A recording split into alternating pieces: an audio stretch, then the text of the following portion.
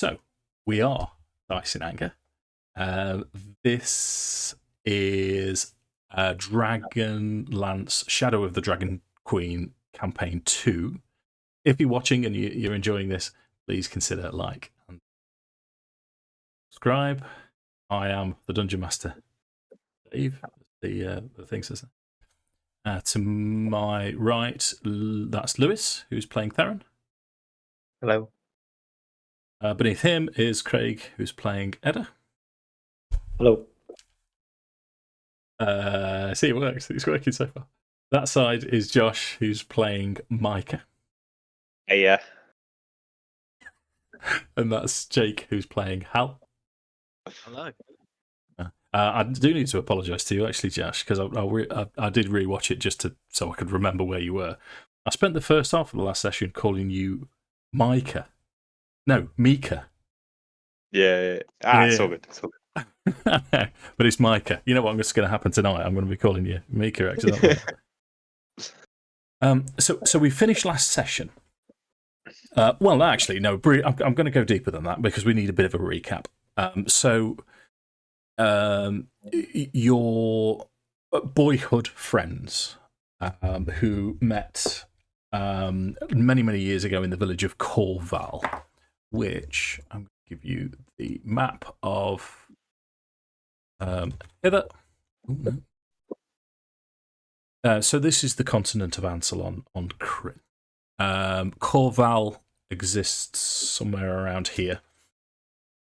You were friends at a younger age. Hal had a mentor of Sir Tristram, Theron's mentor, magical mentor. So Hal was a Knight of Solamnia, or trainee Knight of Solamnia with Sir Tristram. Arik had his elven mage tutor called Arik. You shared a companionship with those two and a fella called Ispin Greenshield.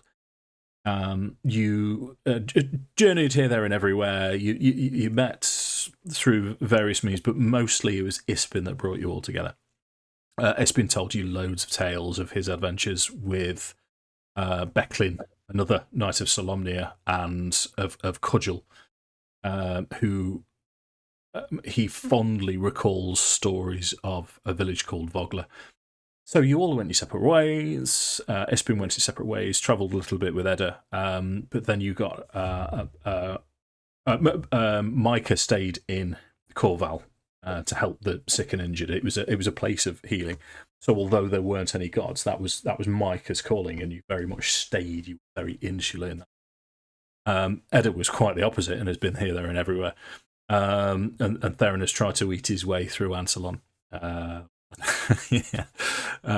And you you received then a message to say that Ispin had died.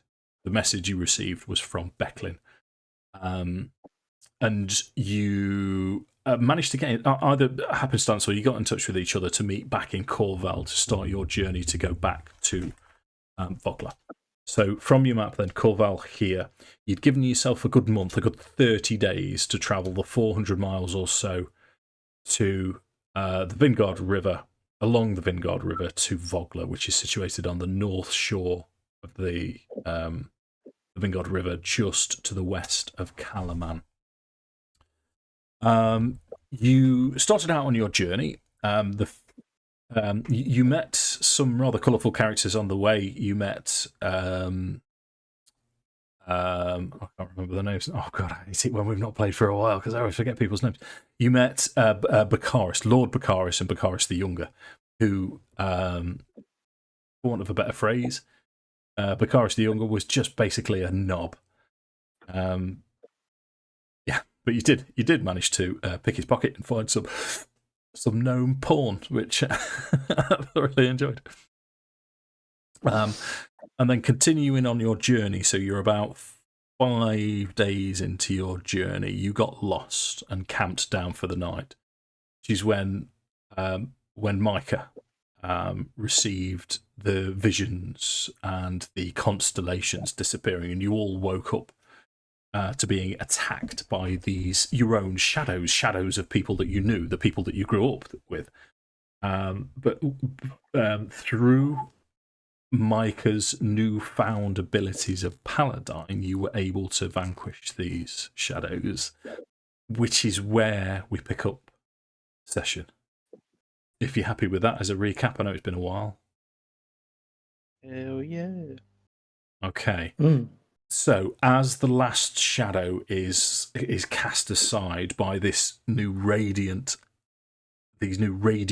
abilities coming from Micah, we'll pick it up exactly there if you want to. So all is quiet, all is peaceful. I guess I'm standing there, mouth agape, looking at Micah, looking at this spot where this was, and goes, "What? That was cool. What?" I wish I could say. I was just sat watching God, and then before I know it, the constellations were just, well, Tiamat's, not Tiamat, sorry, Takesis, disappeared, and then all of a sudden there's this, for want of a better phrase, there's this old man standing in front of me, Paladine, and I have no words. I just, and then the shadows. I don't know where they came from. I don't know what happened, but I just, Paladine said that he offered me his power, but he other than that, he said he can't help me any more than that. This is something that I have to kind of figure out for myself. No way could this be the gods. The gods have abandoned us. They abandoned us so long ago. Well, I think they're back. That's mental. You met Paladine. I think so, or maybe I ate something. I don't know. Feels pretty Well, real though. whatever you ate, can I have some? Was it one of Theron's snacks? Theron's really miffed at this point, and if you look over to him, he goes, "I've got no fucking idea what you have just fucking done, but that stupid fucking cat just sat there," and everybody looks round and sees Loki just casually sitting on a rock, licking his arsehole, while we're getting absolutely shafted by enemies, and you did nothing, and you just see him kind of hiss. Fuming. It doesn't make sense. It's all so strange. Not really. Cats stick their arses all the time. I'm not talking about the cats. For goodness sake, Theron. Do it again, Micah. Make something happen. Let me give me a minute. And then I will just kind of cup my hands and try and kind of manifest this power again. And then I'll kind of just kind of create this little kind of that ball of silvery light that the others would have recognized that I was kind of using against those shadows to kind of try and cast them away, and just kind of hold this ball. But you can see that it still takes quite some kind of concentration, and I'm almost straining to kind of keep it there in my hands and in the way that I want it to. Nice. It's Is that your to kind poo of face? Is that what? Sorry. Is that your poo face? You're pooing. I hope not. It's strange. I just after there was this box that I'd been given by some of the nurses at the temple before we left. They said they hadn't been able to open it, but as soon as Paladine had manifested, he was able to. Well, I was able to open the box. He told me to look inside it, and I found this amulet. And I'll kind of pull that out and show them the amulet. And since then, and since I accepted his power, I can just I can just feel it. I can't describe it. It's just kind of a feeling that's now there that it wasn't before. It could be wind. I've had that before. It could be. It could be. But I don't know. This feels far more powerful. I don't know. Anyway.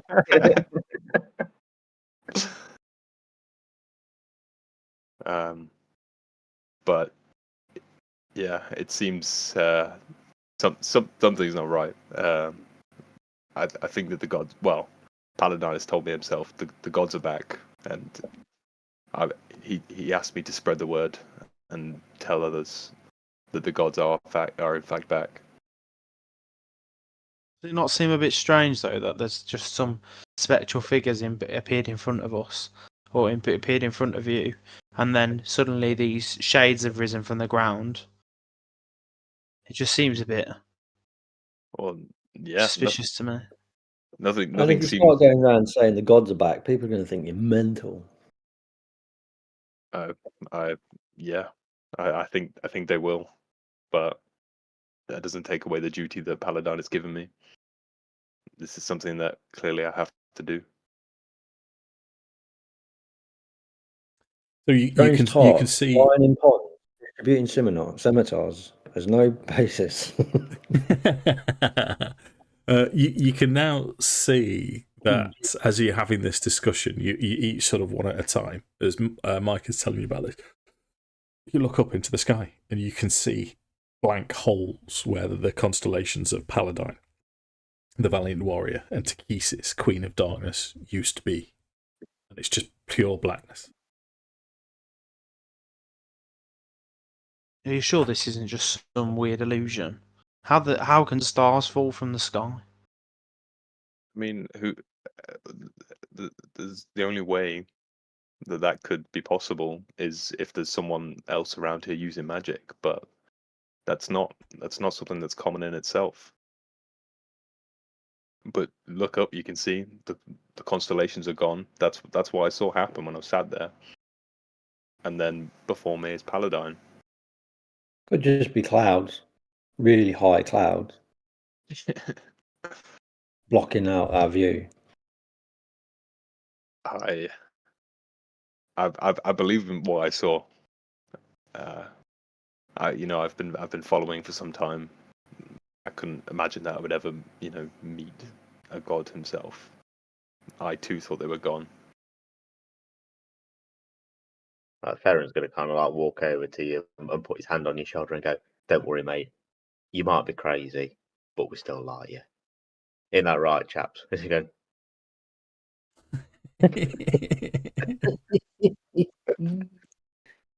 And he kind of waddles back off then, as if to say, "We're going to look in my bag for something to eat. Anybody else interested?" Definitely not.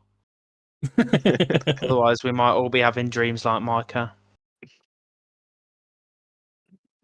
You all saw those shadows, so it can't just be me. It's just so strange. I just don't understand it. How? I've been to a lot of places and I've not seen anything like this. I've heard lots of people saying crazy stuff, but I've never seen anything. However, whatever is happening, Theron put something in the food. Must have been. I feel we are no longer safe at this spot, though, and I feel like we should move on. Well, I don't think that I'll be getting much sleep tonight. It was getting close to daytime anyway. I think yours was the last watch. I mean, I should be, yeah. Okay, I should definitely be more positive about these type of things as the dungeon master. I should remember, isn't it?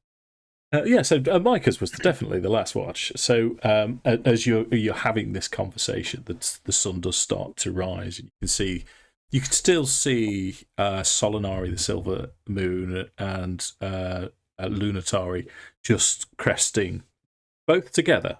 You know that it's very close. It's about 14 days till the night of the eye, when all three moons come together.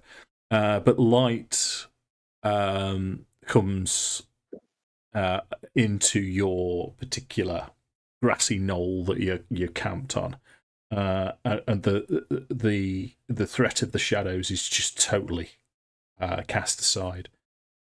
And the day is now yours. So my reckoning, as best as I could remember, is you're 20 days away from the funeral.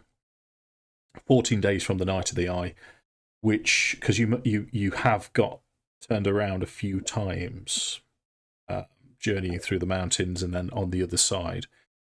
But your best guess is it's going to take you another perhaps 15 days to get to Bogler. Mhm.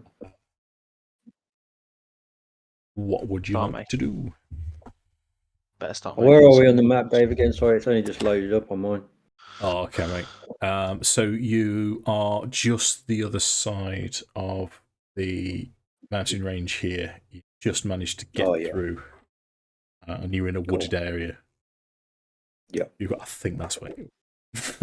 No, I mean, yeah, that's definitely where you are.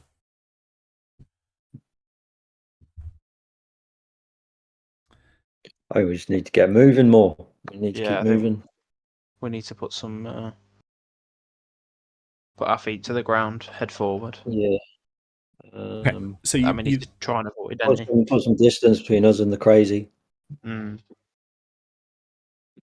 So you've still got plenty of supplies. The villagers at Corval did you proud by sending you off with plenty to eat and drink on the way, and there's loads of mountain streams that you've been past anyway.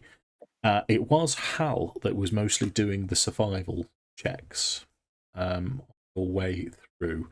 So that's where we'll start with tonight. And in terms of diceinanger, Better than last week, an 11. indeed. So we'll. I'm not going to do you day by day. With an 11, what I'll say is, in fact, 11's a decent figure for me to say that you go for the next 11 days. You're managing to forage and fend for yourself. Did you want to see if you could forage anything interesting, Lewis, with a roll? Yeah, why not? Because I am always looking around for anything exotic. I was saying to Lewis, I bumped into Lewis today. Wait, have you seen Delicious in Dungeon on the Netflix? Tom was I've been meaning to recommending it. watch it. Yeah, it's kind of all right. It's very, for me. It's now I don't want to offend anyone because I know you like this kind of thing too. It's kind of Japanesey, you know, when they're having a discussion and then all of a sudden they become very animated and then it's like, oh, what are you doing that for? So now I've got over that, but it's basically a bunch of dungeon explorers doing what Theron does. I thought of it first. Yeah, I know. Have they? Well, they've done well to rip us off and then put it on like a Netflix video in the month. Yeah, they have been fair. Yeah. Diceinanger sponsored by Netflix. Ooh. I read Shadow Legends. Allegedly. Let's have a nature check then, Lucy. How you get on with that? Oh, now then. 14. 14's reasonable. So you, with a 14, I'll allow you to go a little bit crazy on your 11 days journey. What happens? What do you manage to forage? Okay. So, I mean, we're in a foresty area, aren't we? Streams, etc. Probably like a couple of riverside herbs, maybe the odd one or two mushrooms that I found that look quite intriguing. Loki killed a small bird, so I put that in my pack as well. Yeah, maybe like some quail eggs or something, maybe, or a quail equivalent. Oh, no. Yeah. And that pretty much random things that you think, oh yeah, in a forest, mushrooms, couple of eggs, rigor mortis sparrow that Loki found, that kind of thing. So you, as you're progressing over this 11 days, it's beautiful, beautiful scenery. You don't come across anyone at all. In fact, there's virtually no roads. This is a post-cataclysmic Kryn. You manage to get to the Vingard River and start following it north. So on your maps, what we'll say is you manage to follow the tributary here, and you're following the Vingard River north. So you've made quite a bit of progress. As I get a delivery of a cup of tea. Cheers. As Theron's setting up camp and cooking, on this occasion, it genuinely smells delicious. And you're used to trail rations. You're used to Lambert's bread is the Lord of the Rings quote of the night. And it starts your mouth watering. This is over a series of days, so I'm not going to say straight away, but is anyone going to start partaking in Theron's cooking? Yeah.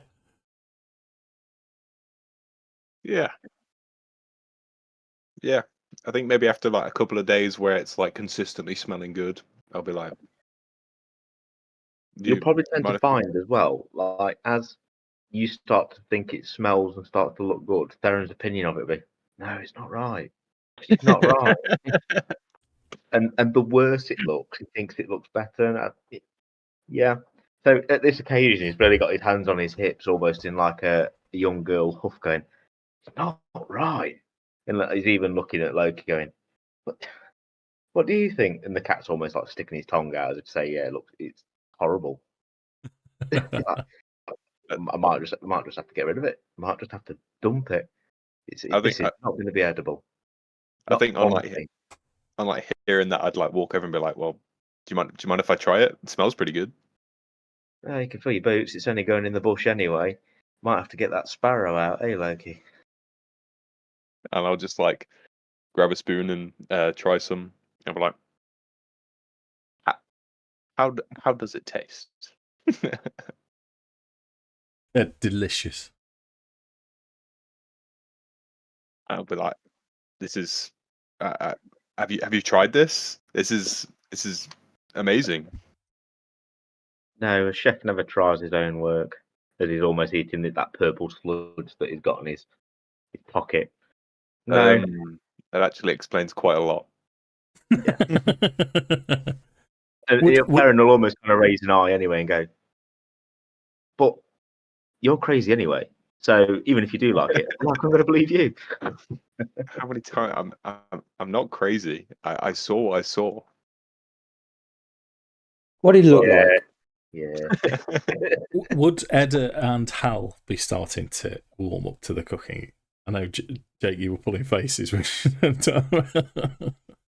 I think Hal would be very much like, he would be turning his nose up to it, but then I guess the concept of he has slummed it, like he will eat as long as it's substance. He sees food as a resource rather than as something that has to be enjoyed. I guess if it is starting to smell nice and he's putting less weird shit in it, then he might give it a go. After I taste it and I'm like, it's good, I'll take another spoon and I'll call Hal over. I'll be like, "Here, brother, come and try this." I'm gonna like give it a really big huff and like smell it, and then like almost like take my dagger out of a sheath, and then I'm gonna be like picking at it, like picking through the bits of like meat in it, and like scrutinising what's there, and I'll be like, "What have you put in it?" And all sorts, everything that I've found. A couple of mushrooms, some taters, lots of taters. Some herbs that I found that smell a bit funky. Put them in there. I have got this sparrow actually that we might put in there if you like. That might give it a bit more meat. No, I think what Edda's going to do, I'm going to sit in the aura of the smell, but eat my own rations. So I think that my rations are quite nice, but because of the smell of them. Nice. What did you do with the potatoes? Did you boil them? Did you mash them? Just Did you them just stick them in? Nice. Steamed them in a stew.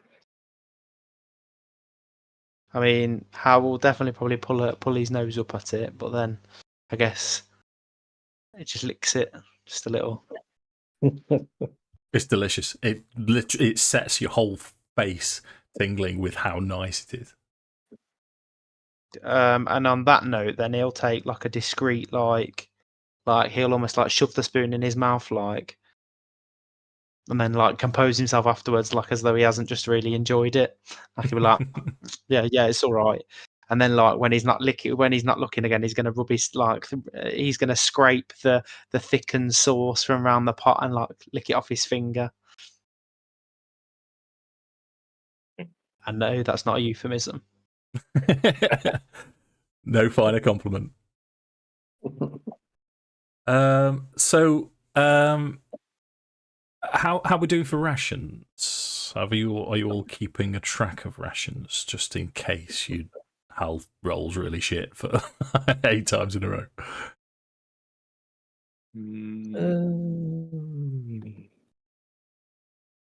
I mean, I've got 10 rations left. I have So also got and we've 10 had a rations day our stew with stuff that we've found, and you said we'd got 11-day trek. That should cover us, shouldn't it? Yeah. Well, what I'm going to say, because if you've gone 11 days, so start writing this down so I can be accurate. If with your 14 nature check, we'll say that 5 of those days you managed to forage, so 6 rations you'd have had to have used, assuming that you're not starving yourself to. Which, as far as you can tell, there's no reason to. You believe you're provisioned for the rest of the journey. How many rations would we have been gifted as we set off? Well, what we'll do is we'll take it from the 10 from this session. I think it would have been 10. But through the all we'll do is we'll take it from now. So we know that on the 11th day, as you're journeying northeast along the Vingard, you've got 9 days till the funeral, which gives you 4 days now to get to Vogler, so you can settle in for a few days before the funeral itself. And the Night of the Eye is 3 days away.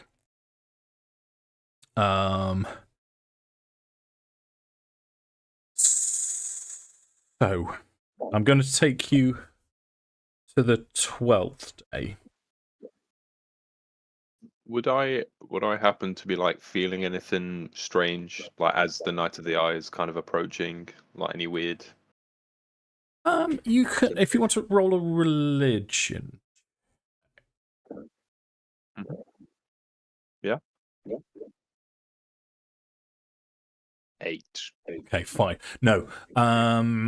Okay, just out of interest, just roll me an Arcana as well.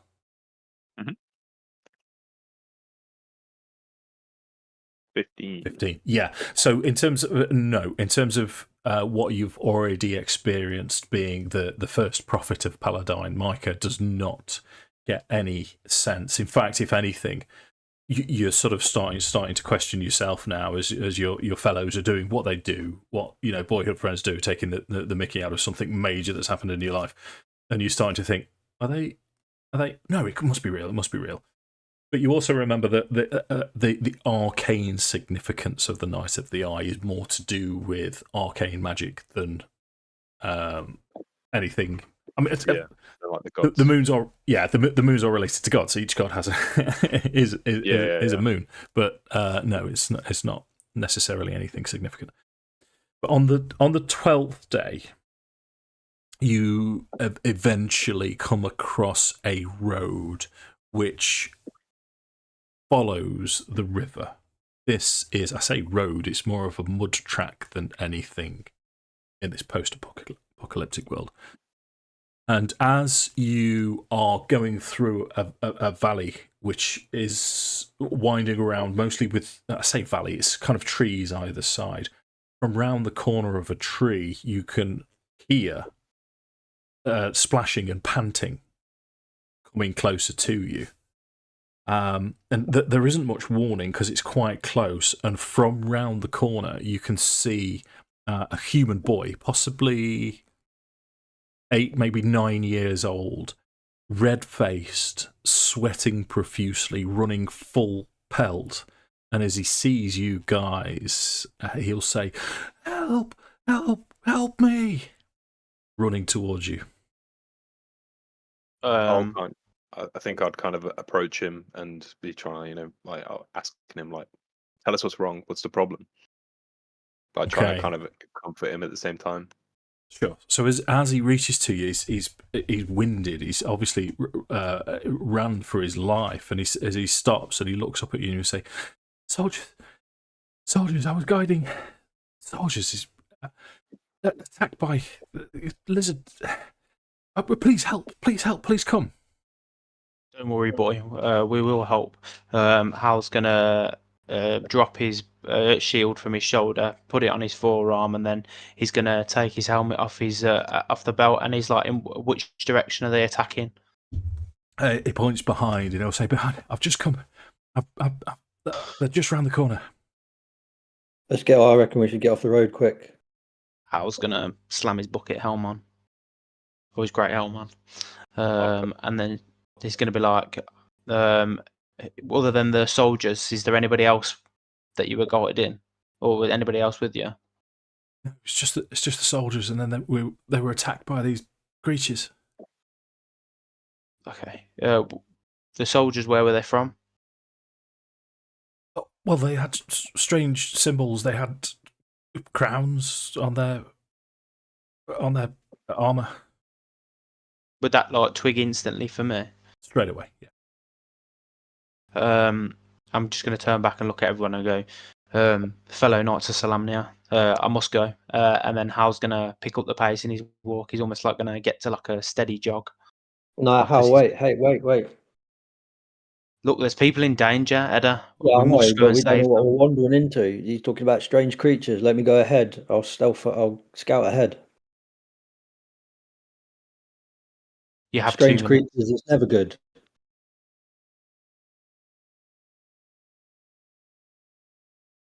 You must go. If you're gonna go now. Otherwise, he's gonna like keep wanting to march forward. Yeah, fair enough. I'm going. So I want to stealth up and see what's going on. Okay. Let's so straight into the bush with Edda. Yeah, I'll go into the undergrowth and stuff and smash it. Yep. You roll your stealth then. What's everyone else doing? Well, in fact, this young boy, he'll say, he'll say, okay. Well done, mate. He'll say that they're a little bit ahead. We can get around the corner and not be seen. We could please you must come. So I'll just kind of like almost like usher him behind me, and I'll be like, no, stay behind me, stay close. Okay, nice, smart. So you guys now see, you've seen him do it hundreds of times, but there's something almost supernatural about this time when he just disappears into the brush, and it's almost as if the trees and the underbrush hasn't been disturbed at all, as Edda just disappears into the brush. So for Hal, Micah, and Theron, are you moving forwards, or are you staying put until Edda comes back? I'd be Theron, basically with the child. He's almost like next to him, trying to give him something to eat. Rest for a second while, and almost going, take some of this. He's like giving some of the purple. Hal's quite uneasy about the fact that like waiting around. He's almost like he wants to keep going ahead. So like he's almost like edging forward. He's not walking straight off into the distance, but like you can see that every time he's like almost making an uncomfortable step forward. Mm-hmm. Okay. And Okay. I'd be kind of I'd be more or less keeping my eye on Hal. So if like Hal goes, then I'm gonna go as well. But I'm trying to keep this young boy behind me and just keep him safe. Is there anything around us where we could hide the boy in, like, for example, a pile of sticks? Yeah, there's. I mean, it's the wilderness. You can, you could easily suggest that to him. But make a persuasion check then, just to see if he's how convincing you are. For him to, Small child-sized tomb. 5. yeah. So we'll say no. It's Sorry. like stuff to do. Yeah, sorry, Mister. I need to make sure the knights are okay. Does he'll say- Go on, Jack. Go on. No, you finished, Dave. It was my job to guide them along the road. With my dad will kill me. My dad will kill me. I'll just Don't say, worry, boy. We'll save him. He'll do no such thing. Hal here's a knight too. He'll keep us safe. Hal's gonna look away when he refers to me as a knight. I'm gonna look like straight back over towards like the direction where the Knights of Solamnia probably. Well, I assume that they are. Chuckle and go.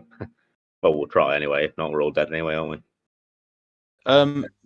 For Hal, in terms of these like lizard men, I mean, that are being described, like, is there anything that would be familiar to that he'd be aware of? If you're questioning the boy about it, no, you don't recognise. What the boy is saying to you is that, in fact, what I'll do, if you don't mind, is I'll just go back to Craig, because this description will fit what the boy is saying to you.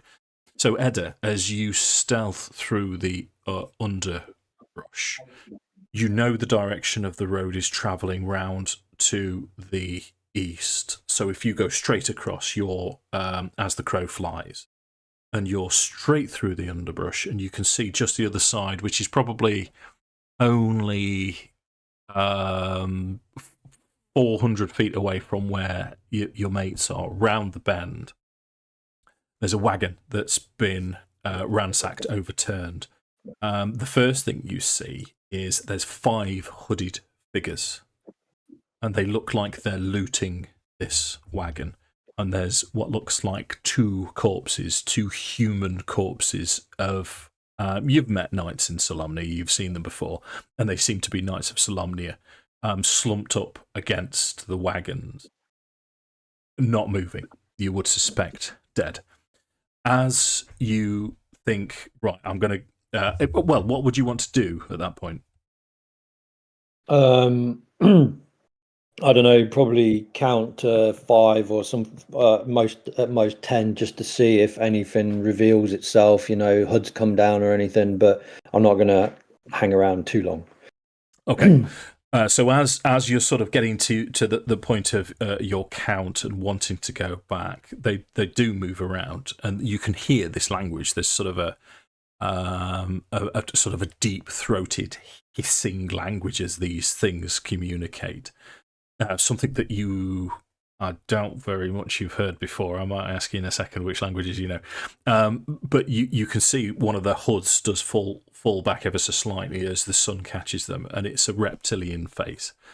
And as one turns around, it's the shoulder of its robe drops off, and you can see a wing behind as it pulls this robe back over. And then they continue to loot. Okay, so this is new. This is new beings, I guess. Okay, so a little bit taken aback because I've been around, and so finding something totally new is going to be whoa. And So I guess there's that little bit of Kender curiosity who wants to jump out and say, "Oi, who are you? What are you doing?" But no, there's the little voice is saying, "No, don't be silly." So I head back. So on this occasion, that second voice overpowers the first voice, and you head back. Yeah. Okay, you can get back, no problem.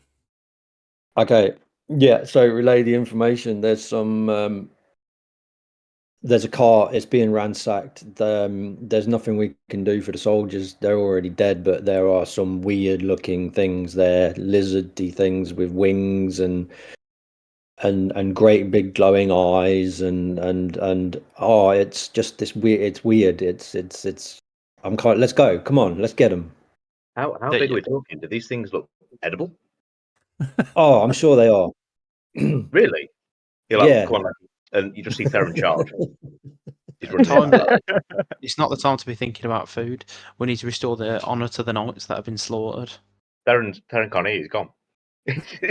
He thinks you're some tiny little fucking lizards with wings. Well, I guess we better follow him. Hal's gonna like march off ahead, like Okay. ready to. Okay. So is your approach? It sounds like Theron's approach is pretty gung ho. You're just going in. It's a bit of a Leroy Jenkins, really. He's like, come on, Jackson. Leroy. Yeah.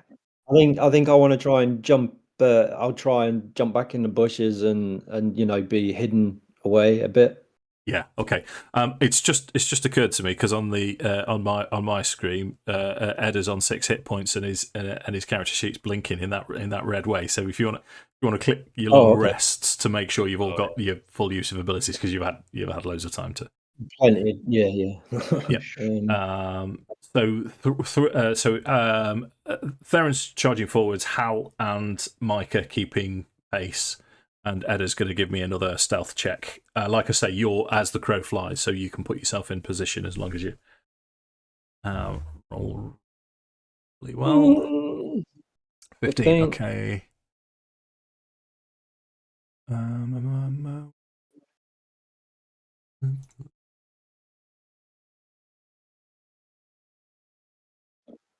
Perception. Yeah, the encounter builder, which I've started to use to roll dice, doesn't give me passive perception. So if anyone is from Wizards of the Coast is watching, put passive perception on the encounter. Oh, and put hit points on the maps as well, because that'll be like anyone's going to be watching.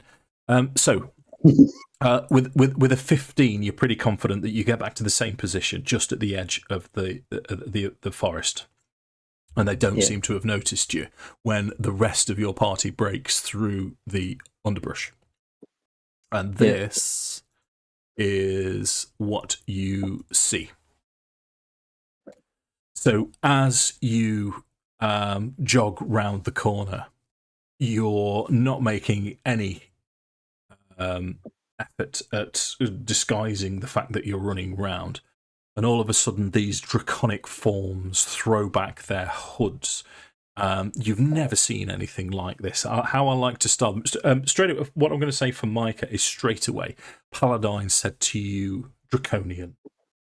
Takesis has brought her Draconians, and there is no doubt in your mind as you look upon these 5 creatures that is exactly what you're looking at. You're looking at. And now that you know, you can see the emblem, the symbol, the 5-pointed star symbol of Takesis on their breastplate.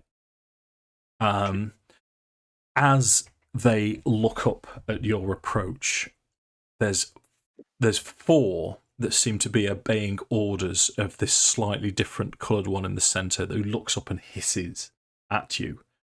And this one that's hissing towards you will say, "One's over, boys. No one must know we are here yet." And he turns and leaves with 2 of his fellows as 2 of these Draconians stand in front of you, ready for your charge. So, diceinanger. Probably going to take about half an hour for you to load the maps up. As I kind of like walk in and see them, and then remember what Paladine I'd have mentioned, then I'll actually say it out loud. I'll be like almost in disbelief. I'll be like, Draconians. There's Theron like charges around the corner as well and like sees him and goes, "Fuck me."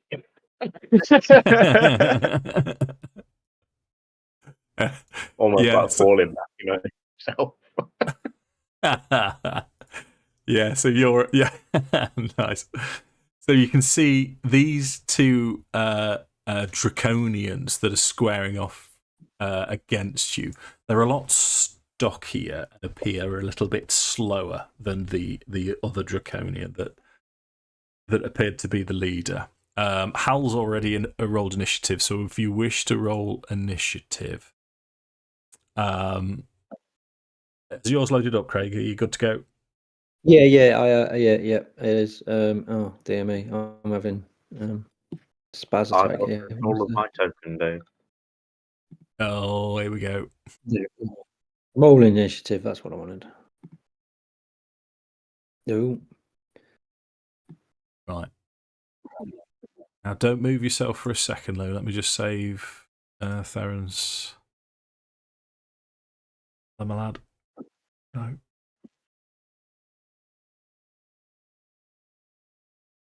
Overwrite. Yeah. Okay. So you should be good to go. Really? Oh, let me. I need to do Loki as well. Right. So don't move Loki.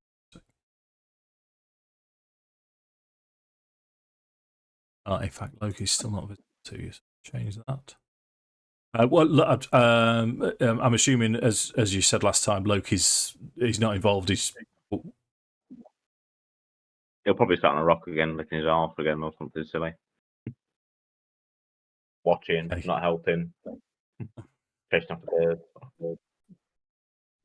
Fair one. Are you all right there, Josh? I am now. I had a moment where I forgot to use the map tools. Okay. And then I remembered. So the way I've got it envisaged, Craig, I mean, you can go north or south. It's up to you, depending on where you want to do it. But you can place yourself, I would say, within. You can be within 20 feet of either draconian if you wish. Okay, I'll just measure out where that is. As we start, and you also get a surprise round. Oh. Okay, I will. In that case, you say within 20. Yeah. Or up to 20. As long as it looks like you're in behind a tree or behind a bush or something like that. Obviously, not totally out in the open. How's that? Is that all right? I take it they're bushes. They that would be not. They're quite Not low. really. Okay. Yeah. So these sort of larger in there fellas, if that's all right. Yeah. Okay. Yeah. Is that all right? Yeah, that's fine. So you've still got. I mean, you can't really see this one around that tree, but you can see that one to the south where you are right now. Yeah. Yeah. Okay. Okay. So what we'll do then is you're up first. You do get a surprise round, so you've still got movement, action, bonus action, and all that jazz. Yeah. Before you move.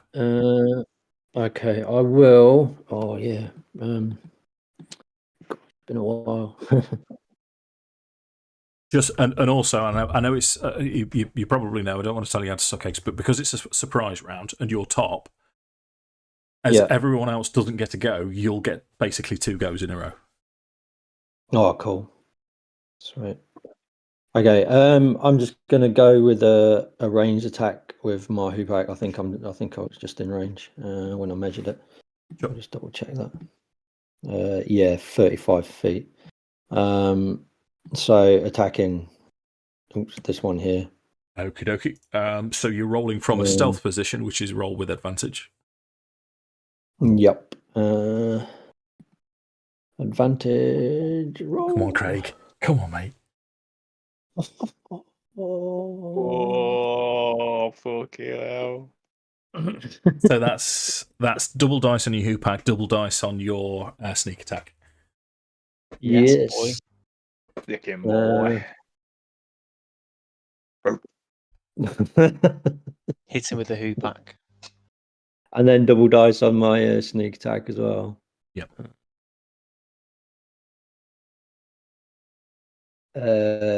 15. 15. So you can all see that whatever has happened here has happened pretty quickly. and the knights were overpowered. All of the draconians that have fled were uninjured. These two have fresh wounds on them, so it looks like the knights have acquitted themselves well. However, your bullet kills it in one go. How would you like that draconian to die? Nice. Oh, how do I want him to die? Mm-hmm. I just want him to. I just want a shocked look on his face when he when whatever, he doesn't know what's hit him or anything. It's just hit him square, just like on the temple, perfect shot, and he's just like crumpled down in like what the. Okay, so what you Because will I guess see, his attention will be fixed on those guys. yeah, and as he crumples to the ground, what you can see, you can only just make it out. This draconian here is looking towards his fellow as he figures out what's happening, and he's looking straight towards you now. He knows your position, knows where you are. What you would all see is as this draconian dies, as the bullet comes out of nowhere, hits him squarely on the temple, you can see just a look of shock and confusion on his face, but then he turns to stone and he freezes. It's almost as if his motion stops and slows down. And then he starts to degrade, and where the cracks of this stone are, green smoke and gas issues from it as it sort of spreads around him. And it's very, very quick, the process is, as he then crumbles to the floor, but this gas remains. So then we go all the way around to Edda's proper go without the surprise attack. Mm-hmm. So this won't be with advantage now because he knows where you are. Yeah. To do. Yeah. I'll have to. I can't see him. I'm gonna have to come to see him. 10. Oh, there he is. I can see him now. Okay, I'll fling at him. Yep. So I've moved 15. Yeah, so I'll do the same again, but obviously without the advantage. Hoopak ranged. 16. 16 is a hit. And 8 What's damage. happened to you, Craig? You're in the say, who are you? What have you done with Craig? I don't know. I'm not going to question it. Just go with it. Just go with it. So another solid hit. Yeah. Do you want to finish your go? And then, I just move. I just use the last, because I used half. I just duck back into. Just move away. Yeah. Which takes us to the Draconian's turn, who just seems fearless as he. He's not happy with you as he charges forwards. He is going to swing with his short sword. That's a 14 to hit you. Oh no, I got away with it. Right, okay. He swings again with his with the same short sword. This guy knows his business. He rolls 22. Yeah, I can't dodge that. Okay, which gives 6 points of piercing damage. 6, cool. Ouch. Hey, Theron's turn.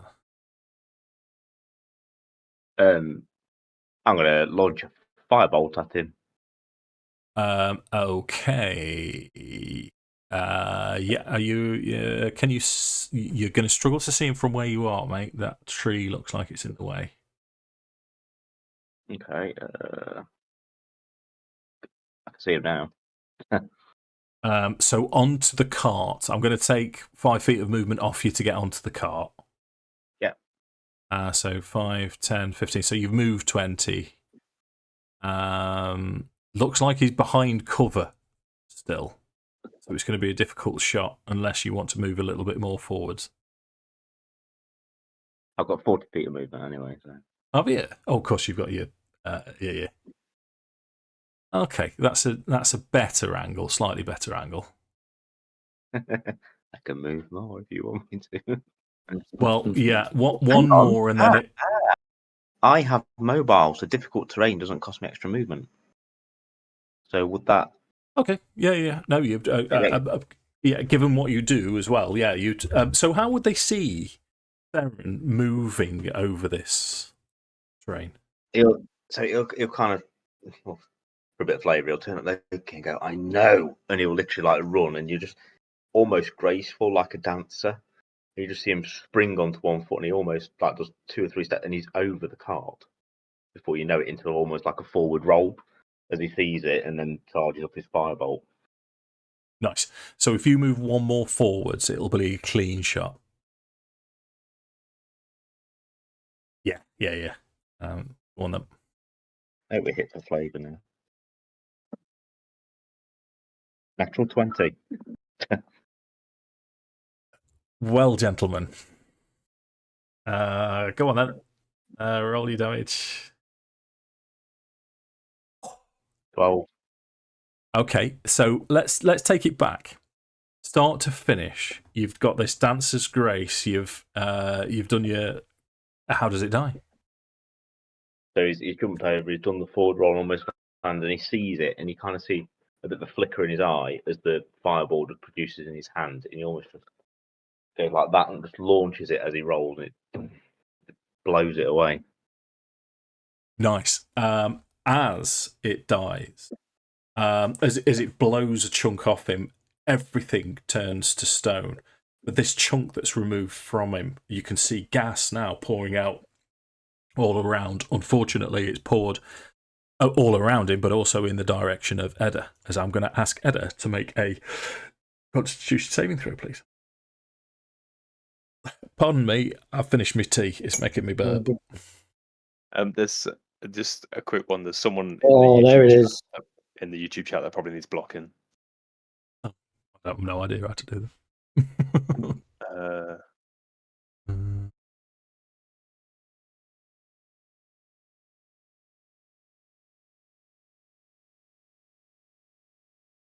There we go.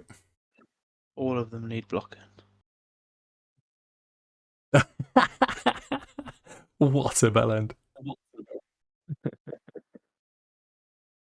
You're all like 40-year-olds. Get a family or something. Dave, you know that women exist, right?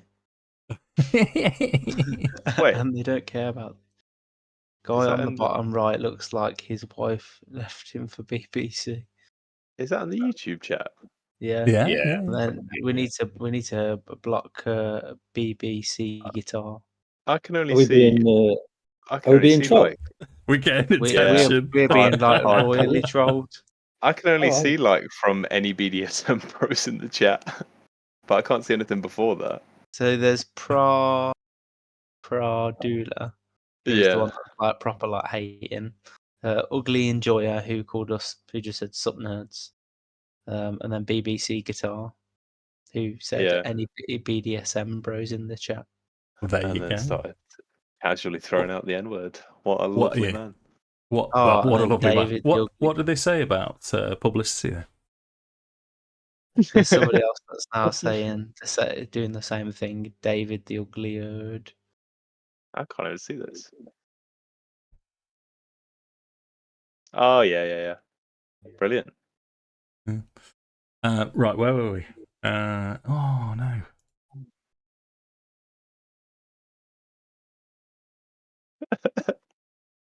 We don't condone this behaviour. Josh looks like he's never seen a woman. Seen a woman. Oh my god! So I think it's probably going to go along the lines of ignore might be best. Yeah. But Oh, that's I've been trolled. Yes. yeah, I know it's my first one as well. I'll feel honoured. It's the fact his name is Black Gospel Queen, and then he's just again throwing out the N-word. It's been Anyway. It's a bit of a mismatch there. So what was I on about? So this gas, Constitution saving throw, which you've failed. So what you'd all see as this gas envelops around Edda is Edda's now restrained. So you cannot. Let me just make sure I've got the right thing. Edda, you feel as if you can't move anymore. your legs lock as this gas envelops you. From in front of you, you could now hear more of this language that Edda heard before, this hissing language, as two of the Draconians that were running away now stop and turn around with a sort of look of strange, sort of mild surprise as they start to charge forward. So I'm going to put them on about there. Basically, because you killed those two far too quickly, and I didn't get to have any fun. So that is that Theron's turn over? You've seen these two other Draconians charge you. Okay, so Hal's turn. So there's some new Draconians. Have the new Draconians dropped down, or are they completely gone? Two new Draconians have appeared further to the east. How far east are we talking? You should be able to see them just here. Oh yeah, I can. Oh, they're miles away. Yeah, it's a good distance for you away. I'm gonna move my full 30 feet of movement in this way. Okay. And then I shall have a look.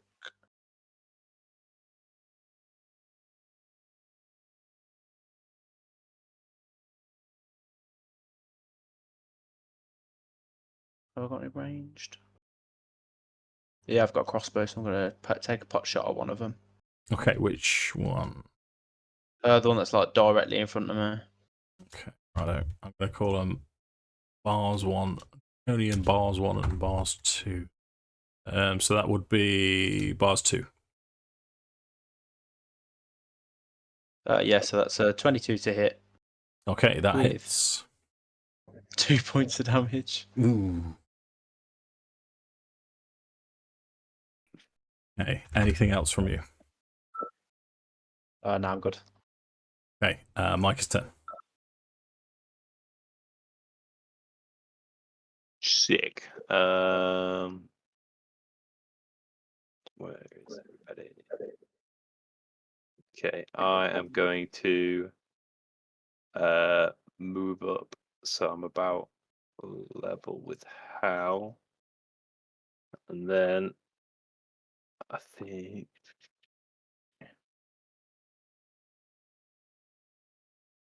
okay, I'm gonna throw a guiding bolt at this Draconian at the back. Well, the one that's kind of in front. Sorry. Yeah. Okay. Roll to hit. Sweet. Is this your first guiding bolt? Because you used what's it last time, didn't you? Yes, yeah, Sacred Flame I think I used last time. This is my first guiding bolt, but I rolled a 10, so I don't know if that hits. No, it doesn't. But what happens when you do this? What does everyone see? So again, I think almost like similar to that light that I tried to manifest like at the start of the session, where I was kind of like proof that I still kind of have these powers. So I'm kind of starting to manifest this like ball, with like of silvery light in my hands. But you'll see this kind of like again this kind of strained look of concentration on my face, and then you'll almost see it like flicker out as I kind of fail to cast the spell, and it'll kind of just like dissipate into nothing. And I'll be like, Okay. What's happening? Okay, so the rest of you see this happening. As it takes us to Edda's turn. Now let me just reread because it's been a while. Right. Okay. So you're restrained, which means you can't move. Your movement is 0. Okay. And as you're static, you know that you're kind of a sitting target, but you can still take your turn, other than movement. Other than movement. Hmm.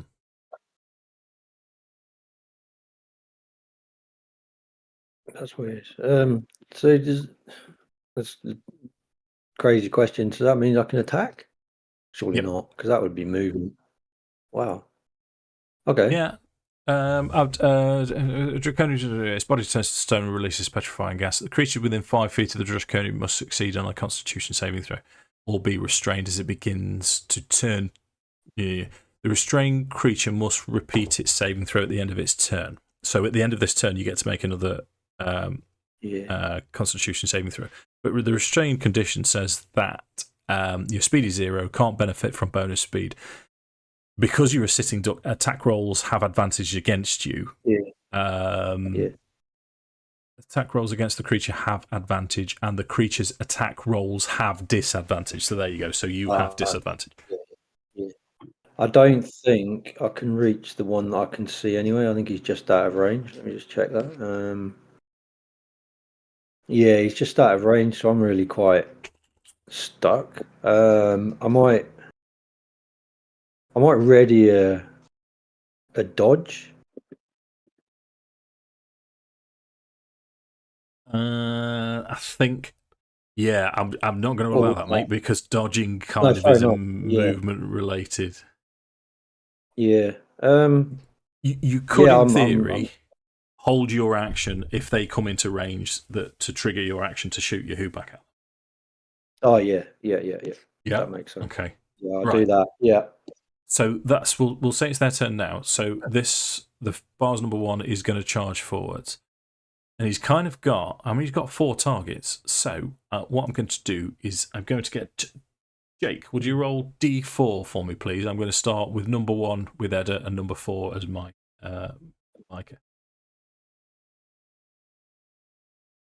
D4. Yeah, please. 1. 1. Right. So that's straight towards. Oh, Craig, Constitution saving throw before I do that, because that might change what he wants to do. Yeah. Constitution save is I'm 9.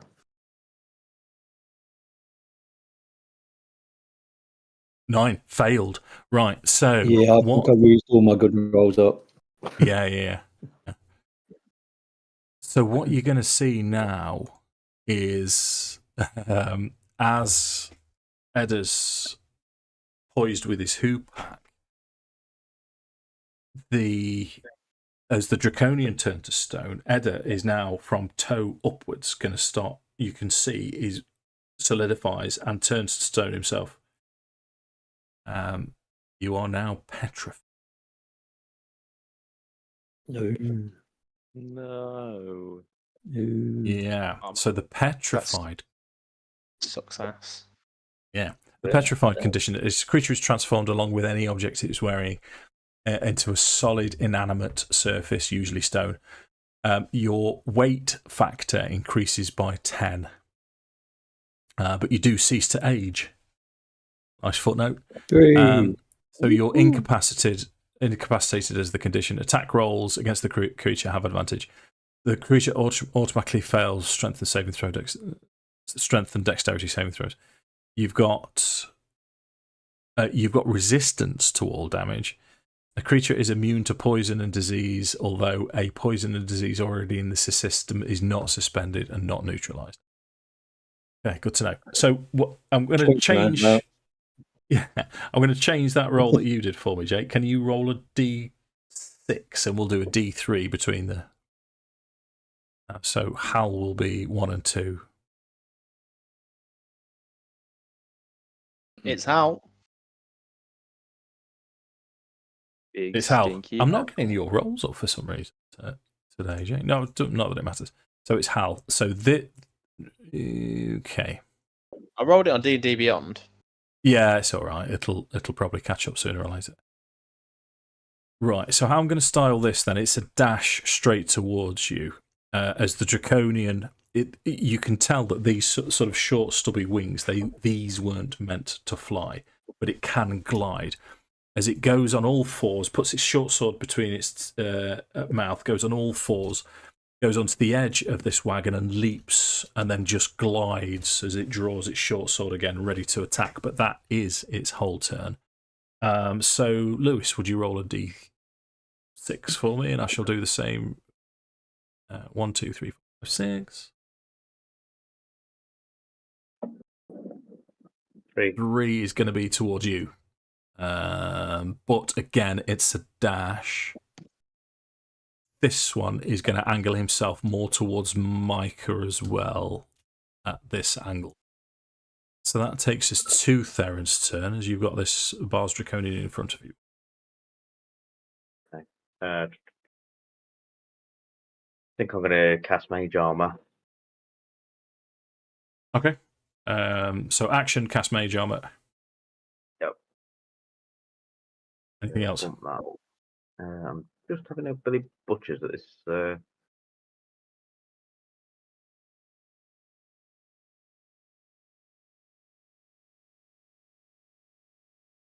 Yeah, see, I'm debating whether to try and see if I can avoid this chap by almost getting away. But because I've not hit him, he won't. Yeah, I've decided I'm going to have to try and get away from him because I'm squishy. Okay. So I'm going to attempt to move back Dave to here. Sure. So he gets an opportunity attack, Yeah. which he rolls a 14. Misses. Sound. So you manage to get away. You can now move. Is that where you're going to? Yeah. Yep. That's pretty much it into level 1. There's not much else you can do. Okay, Hal's turn. Hal is going to hit the one that's directly in front of him now. Okay. The one that's just charged upon him. He's going to use his precise strike. Yep. Against it. To roll with advantage. That's a 20 to hit. That hits.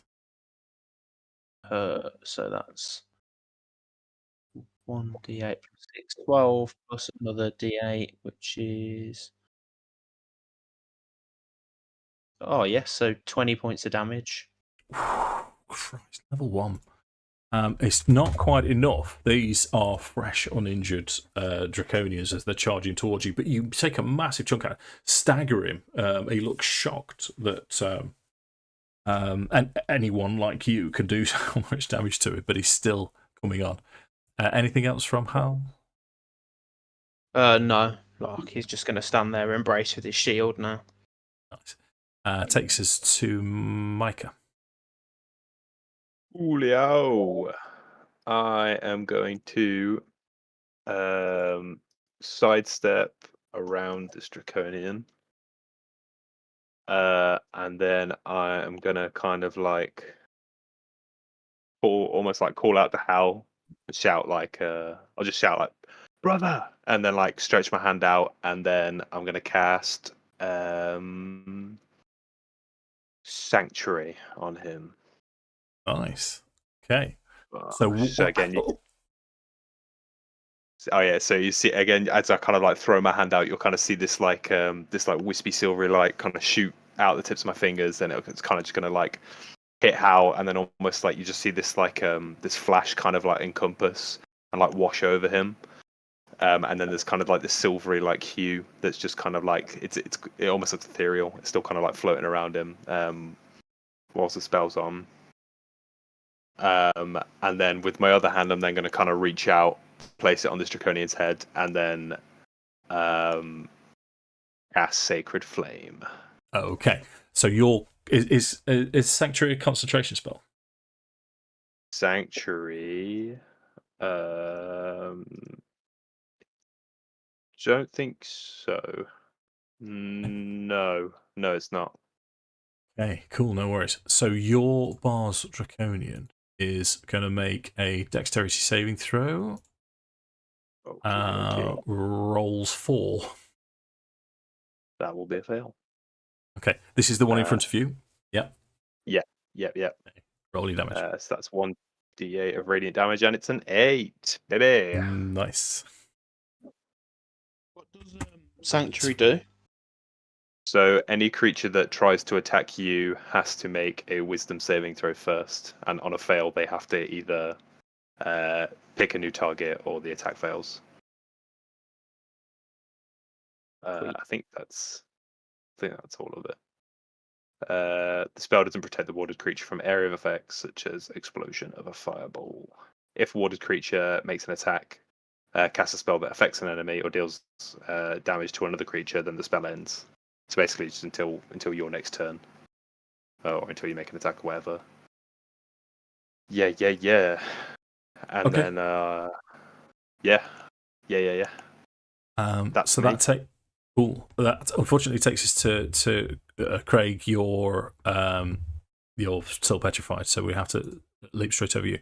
However, Bars number 1 now has to make a wisdom saving throw. If he's going to attack Hal, then yeah. Yeah, so you can see him looking as if he's ready to tear Hal apart as he rolls a 1 for his wisdom saving throw. Yeah, boy. So then, Yeah, boy. yeah, boy. So then, failed save. So he either has to choose a new target or lose the attack. Okay, so he's going to lose that attack. How I'm going to style this is this wisp around Hal is he's just going to almost clang off it, and you can. Would you hear a clang from the, or would it just sort of rebound from it? Maybe not hear it, but I think it would be cool, like as a kind of as the blade connects with this kind of like this ethereal cloud that's like surrounding him, almost like a flash or like a spark of like white light, and then you see his like weapon just bounce Nice. off. Oh, okay, yeah, that's it. That's even cooler. So what I'm then gonna do, I'm gonna give this fella an intelligence check. I'm gonna score his DC 10. Yeah, so he's gonna do the same again. He's gonna try and hit you. He's not figured out what's happening. His second wisdom saving throw, would you believe, is 0.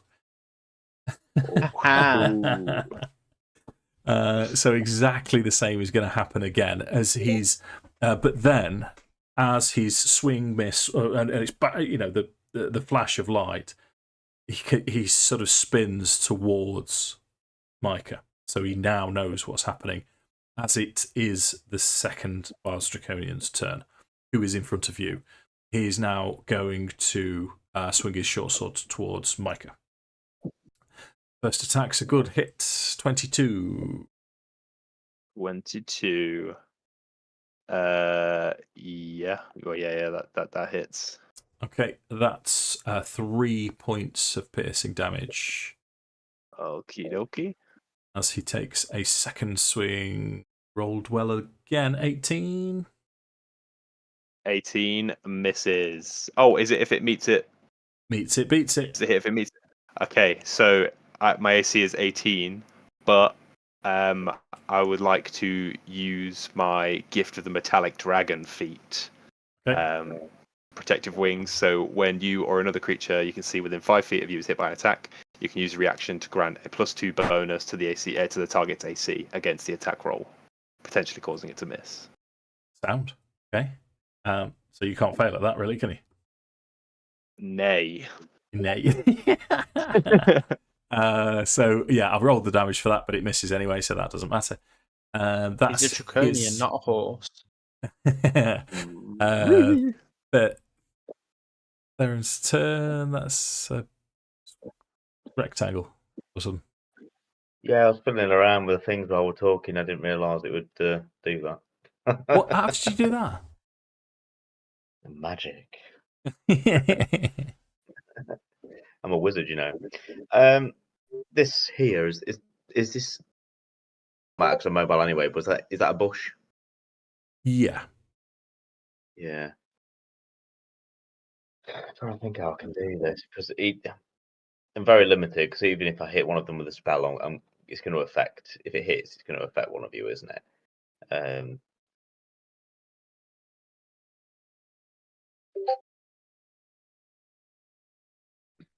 think I'm just going to have a crack at the Draconian Baz one, I think. Okay, go for it. Roll to hit. I'm thinking about would I hit Hal if I was stood here still? No, mate. No. Cool. Sorry, Jake. It's all right. It's the nature of the beast, unfortunately. You're going to have to go through the whole campaign of dealing with Bars Draconians. Yeah, that hits. 23 hits. 1 point of damage.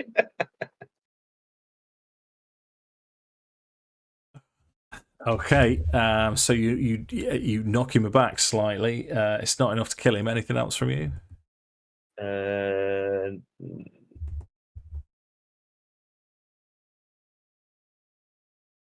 No, I don't, there's nothing more I can do. Probably I'll just move back onto the cart again. If that's all right. Yeah, Almost like of jump course. back on again. Almost looking around for me, going, where the fuck are you? So as you're looking for Loki, you can see that the sort of fifth draconian, the leader draconian that looks slightly different, he's gone. He's out of there. Hal's turn. Hal's gonna hit this one that's in front of him, or go for an Yeah. attack against the one that's in front of him. Go for it. That's a 16 to hit. 16 hits. Yeah, boy. For 14 points of damage. Jesus Christ, Jake. How does that one die? So he's took this first swing out of it and just took a chunk out of it. This fire bolt's come across it and just like kind of singed it. And while it's kind of distracted by this firebolt, Hal just looks for the opening and just lops its head clean off. Just like one big like chunking swing, head off. Okay. Constitution saving throw from Hal, please. 10. 10. You are restrained. Oh man. Yeah. So you feel your legs start to lock up, and you know that you can't move from that position, which takes us to Micah's turn. Oi, oi, oi.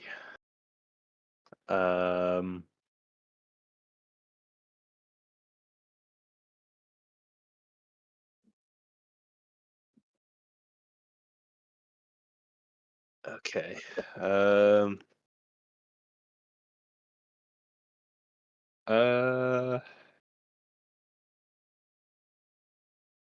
not sure that guidance would really help. When this, I imagine, is it a save he has to make to get out of the petrification? It is a save, yeah. Guidance Yeah. is ability check, isn't it? Yes, yeah, it's yeah.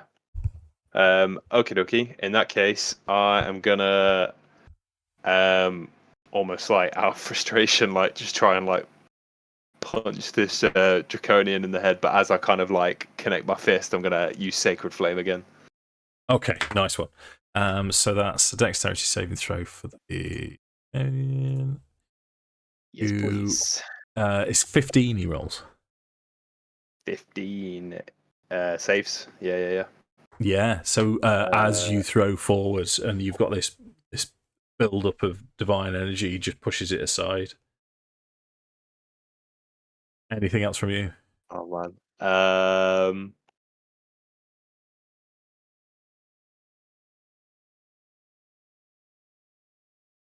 I don't think so. No, I don't think so. Okay. Yeah, you can see the frustration on Micah's face at this point. He's just like he's tried, that's like the second spell that he's tried to like throw off that just hasn't worked, hasn't gone the way he wanted to. Yeah. Okay, so sorry, Craig. This is I hope you've got a decent Google search going on. So the Bars Draconian in front of Micah now has seen his opportunity as he grins towards you. Swings with a short sword, 2 attacks. First roll is a 10 to hit. Misses. Second is a 15. Also misses. As it's Theron's turn. Okay. I'm going to take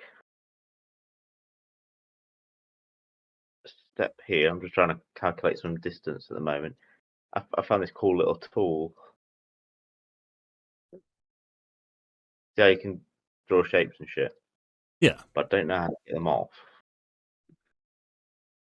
So, I think if you just click on it and then if you click the erase button. you like that there. See how you can do like cones? I can't see that, no. Do you need to draw it? Oh, right, yeah, I can see that. So I can do my own cones now. So if I did like a spell, so it'd save you up and do the cones if you needed to do it. Ah.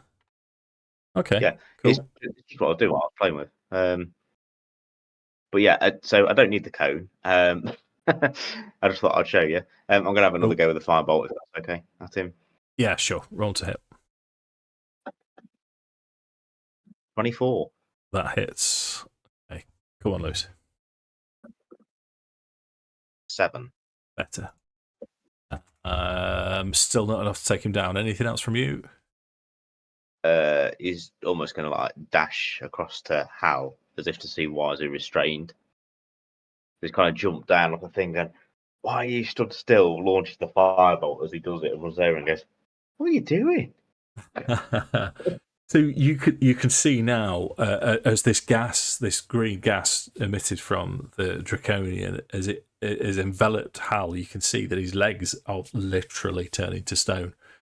As it is Hal's turn, you can still have your full turn without moving, and then it's a Constitution saving throw at the end. Full turn without moving.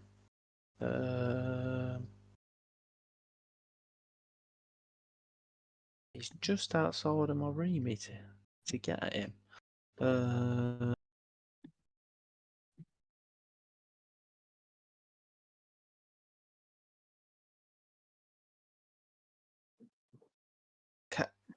Would it be possible to the draconian that I've slayed? Is it's like short surge? No, it's not going to work.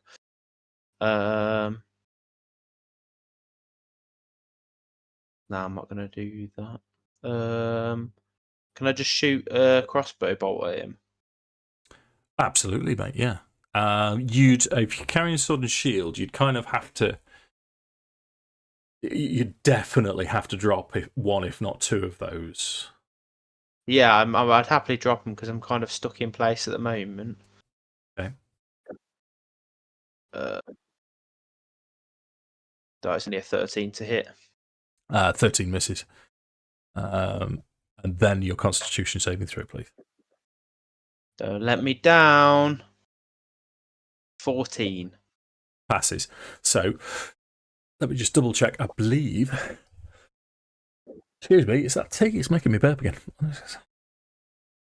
Yeah, so the effect ends, so you're released. Yeah, boy. So you see now, the rest of you see that this effect, this stone creeping up Hal, has just disappeared as soon as it's vanished. But that is the end of your turn, which takes us to Micah. This Bars Draconian is not looking very well in front of you.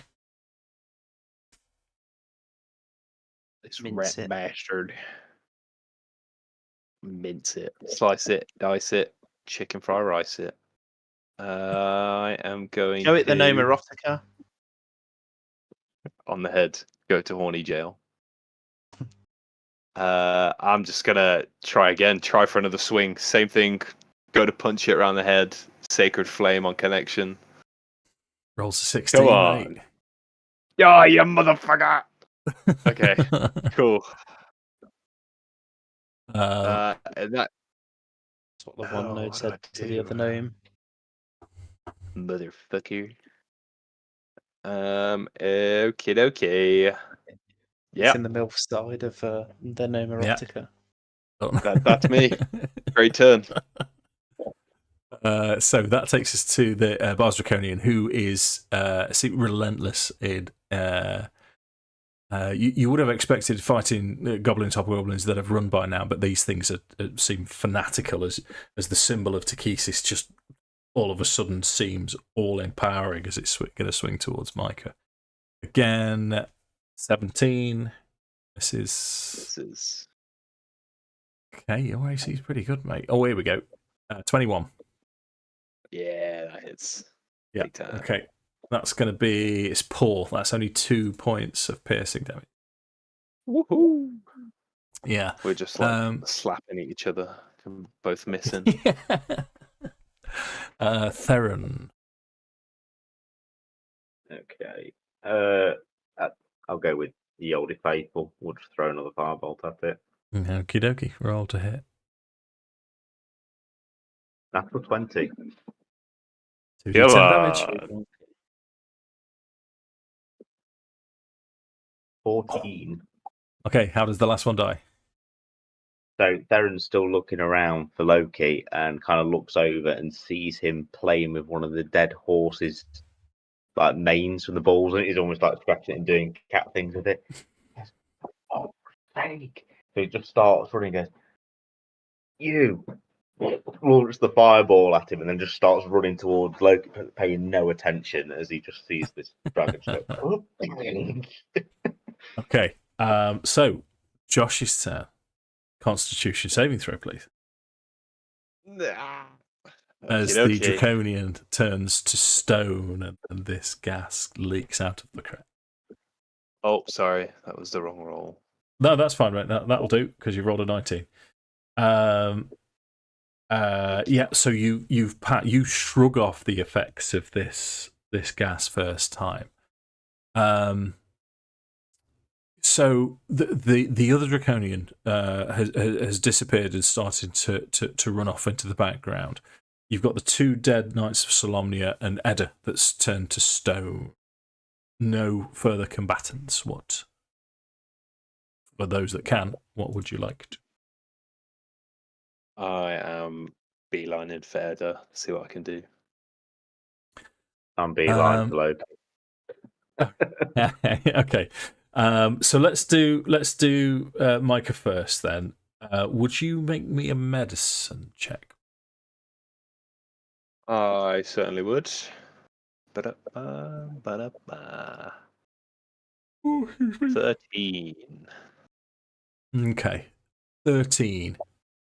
You can with a 13 as you approach Edda, and you're sort of checking him over, his statue's stone still, except for his eyes. And you just notice that the look of shock and I'm gonna go, if you don't mind, Craig, shock and terror in Edda's eyes. Oh no, curiosity. Yeah. I was thinking about that when I was, missing goes. I was like, how would Edda react? And I think there would be like he would be shocked and thing at first, but then it'd be like, oh, this is kind of like weird, and trying to experience what it is like. Get the most out of petrification. Yeah. So with your 13, it's enough for me to say to you that you can see it's almost as if at one point Edda winks at you. So, oh, wait a minute. Yeah, no, this. I don't think this is going to be as bad as I think. And after a minute, the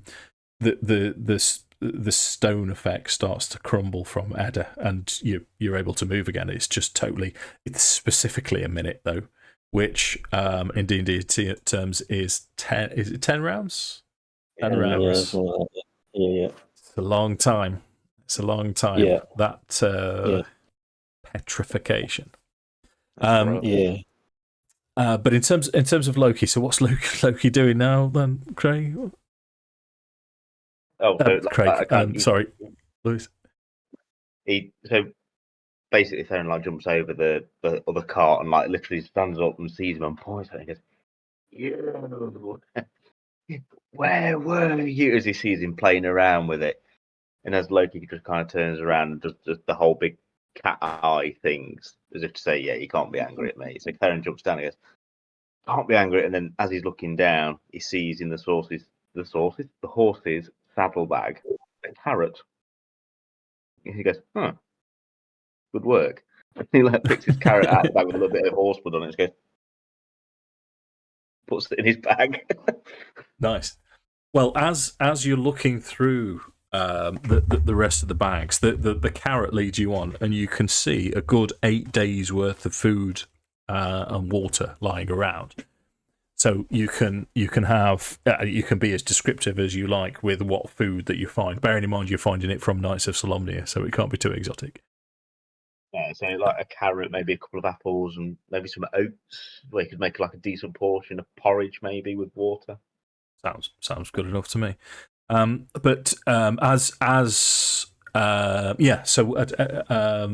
else we want to do?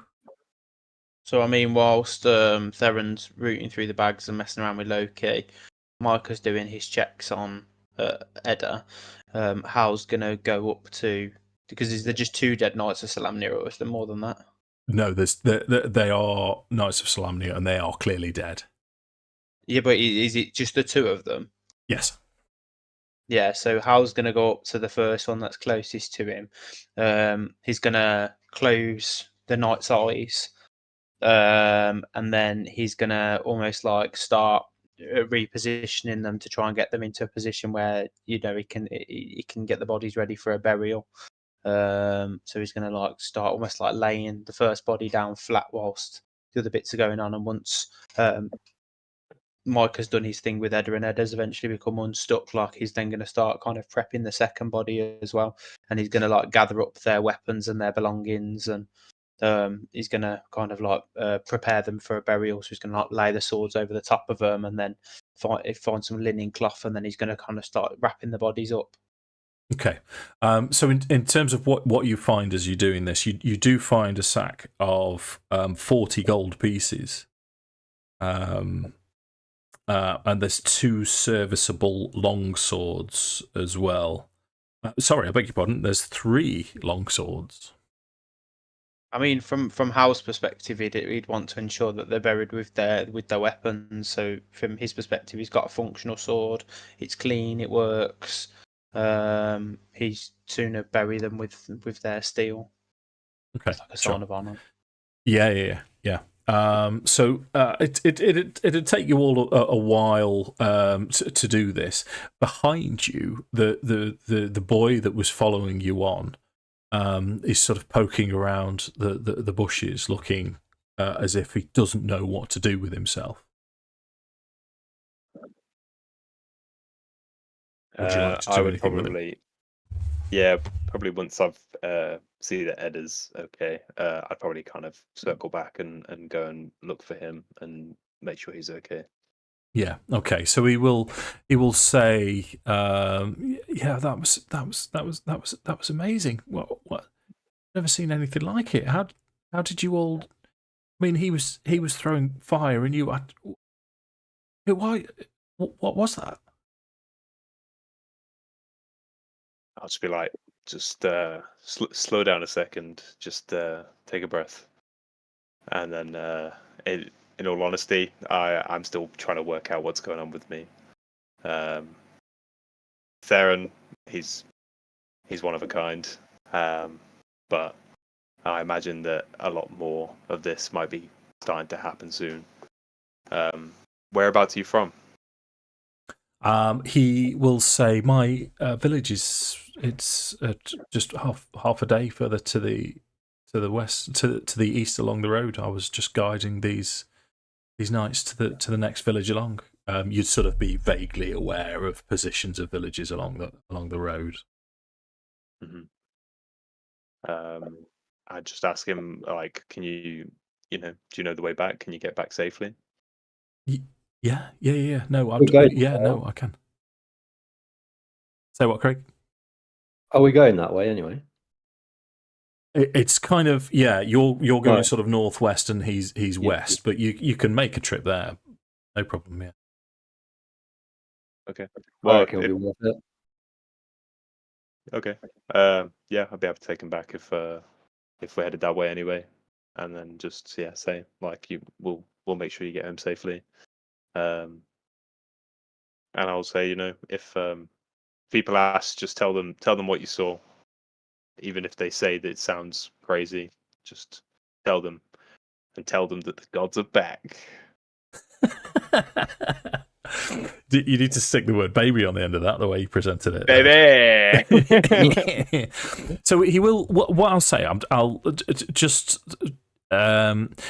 because it's getting close to sundown by the time that you're ready to bury the knights.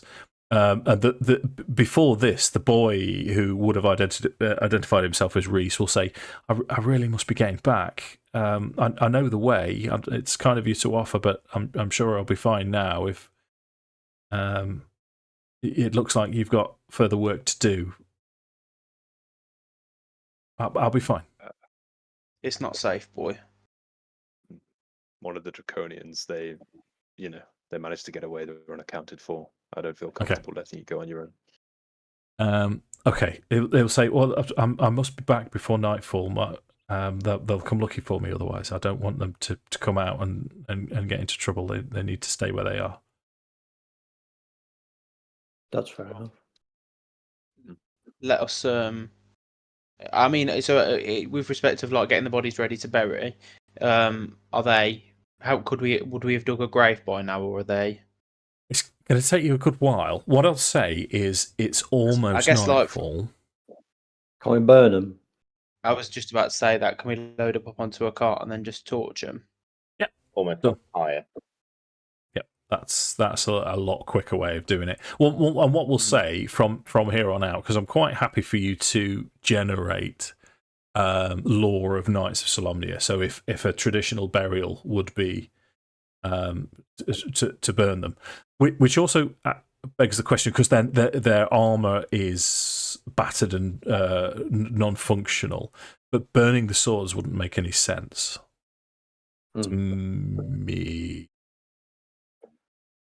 I mean, from Hal's perspective, he would see it as they've died in battle. Therefore, they should go to kind of the heavens or the next life with their weapon at their side, like type thing. Like it's like Fine. Yeah. it's his sworn weapon. So like from Hal's perspective, could we use them as markers? Maybe just plant them by the side of the road. I mean, for Hal would literally have like wrapped them in the shroud and like just. I guess if we get the fire hot enough anyway, the metal will melt anyway. Okay, righto, fine. So you managed to get all that sorted before nightfall. I'm not going to do too much more with this particular encounter. So we'll take you to the village. The village with that Reese belongs to is little more than what looks like 3 or 4 families living in possibly just 2 houses, 2 or 3 houses, perhaps a barn. So it's more of a farmstead than an actual village. Very deserted, smaller than Corval, but you're used to this type of people, especially Micah. You've lived around these people all the time. As you approach, Reese runs ahead forwards as the door opens, and there's clearly the father figure, who looks dishevelled. He's wearing sort of peasant rags. They look borderline malnourished, and there's a wife behind, and possibly 3 other younger children. Across the way, the sort of farmhouse door opens, and there's an older looking couple. Just stood by themselves, and straight away they take Reese, and Reese is talking to them really quickly. And as the farmer looks up at you, as you're sort of stood in the sort of middle distance, and he just nods at you curtly, and just stands there and doesn't do anything else. Do you want to do anything? Yeah, I think Hal would gather up a few coins from the purse that they'd found by the side of the road, some of the gold coins, and he'd walk over to the boy's dad, or who looks like a boy's dad, and he'd place like 4 gold coins in the man's hand, and he'd say, "Your son did you really proud today." Well, just so that I'm keeping track of like the gold and stuff, just so like, you know. Treasurer. Party treasurer. Yeah. Nice one.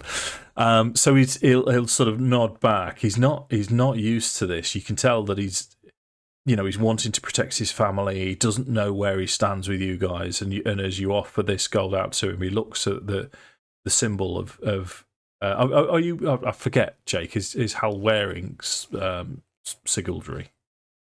He's not wearing particular heraldry. No, he's just got like he's just got like a plain red, like rough spun, like gambeson type thing. But it's quite tattered. It's quite ruined.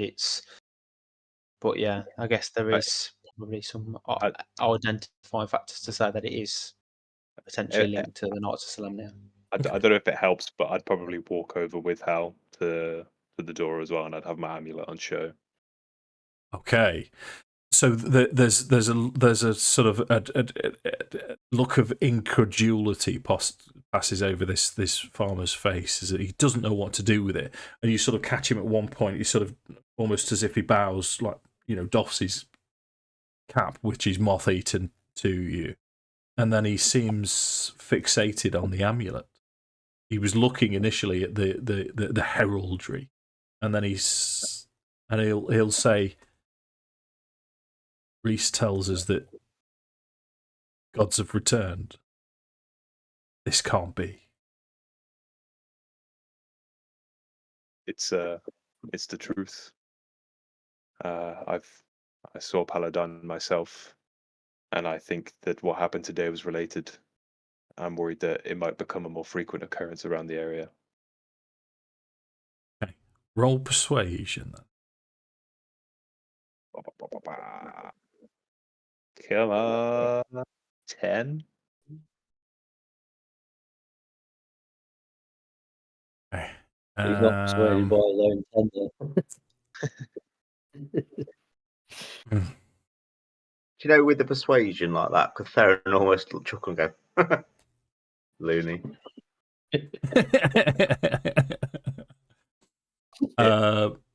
You can, yeah.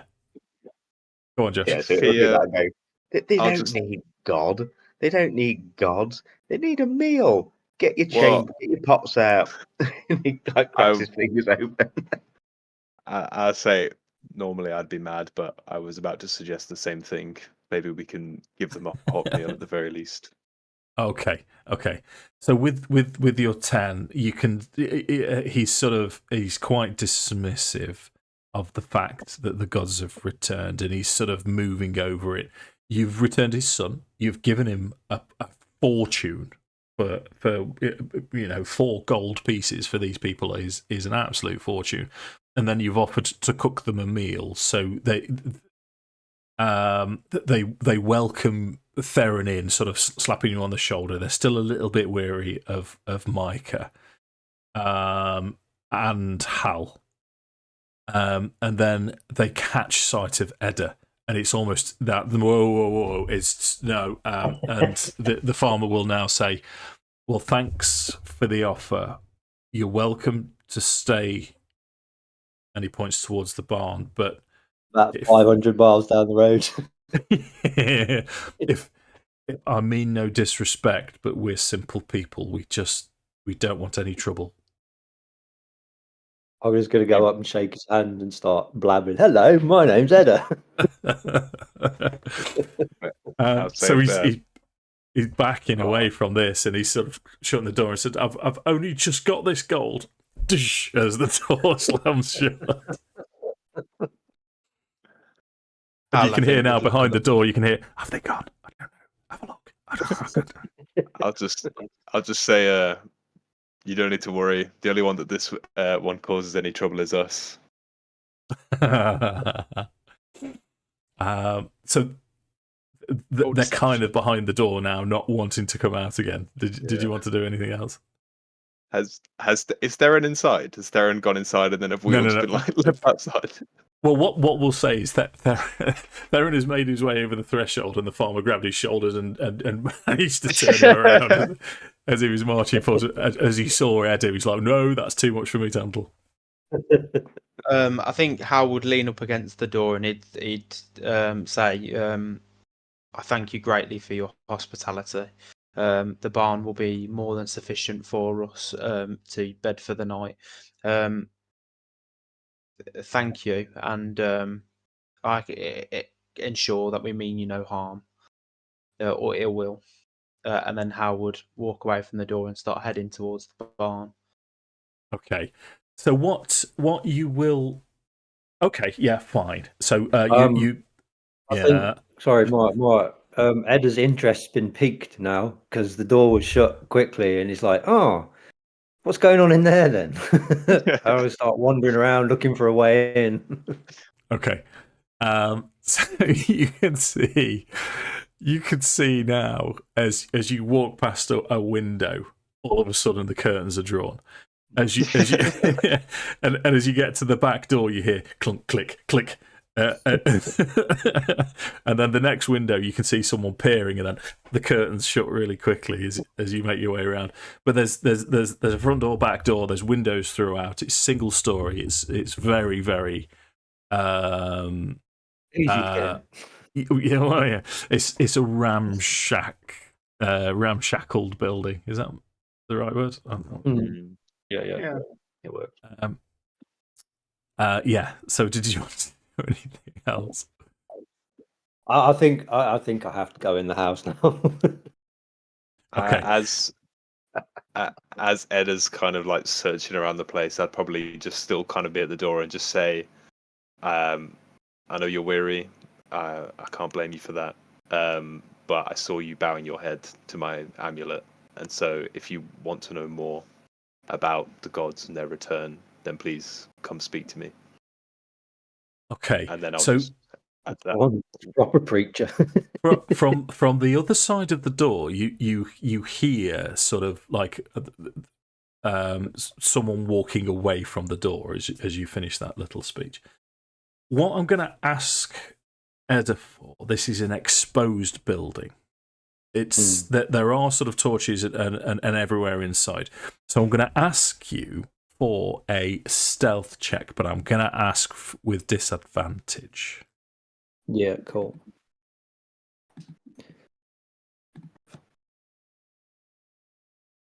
Still a 19.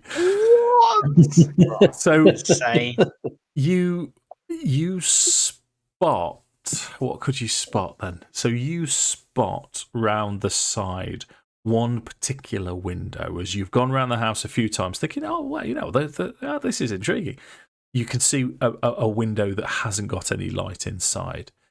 And it also, you think, happens to be one of the easiest windows to open. Maybe, who knows? So if you roll me a sleight, if you want to go in, you're going to have to roll me a sleight of hands to try and open that window.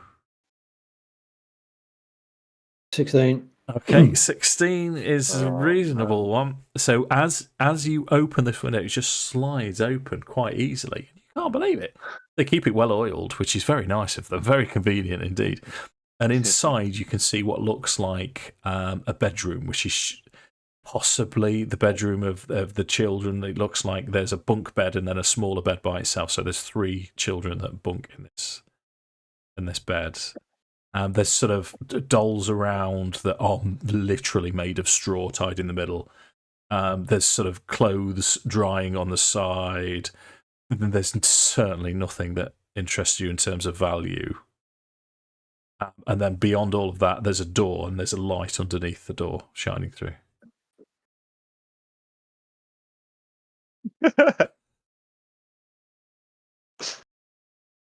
I'm gonna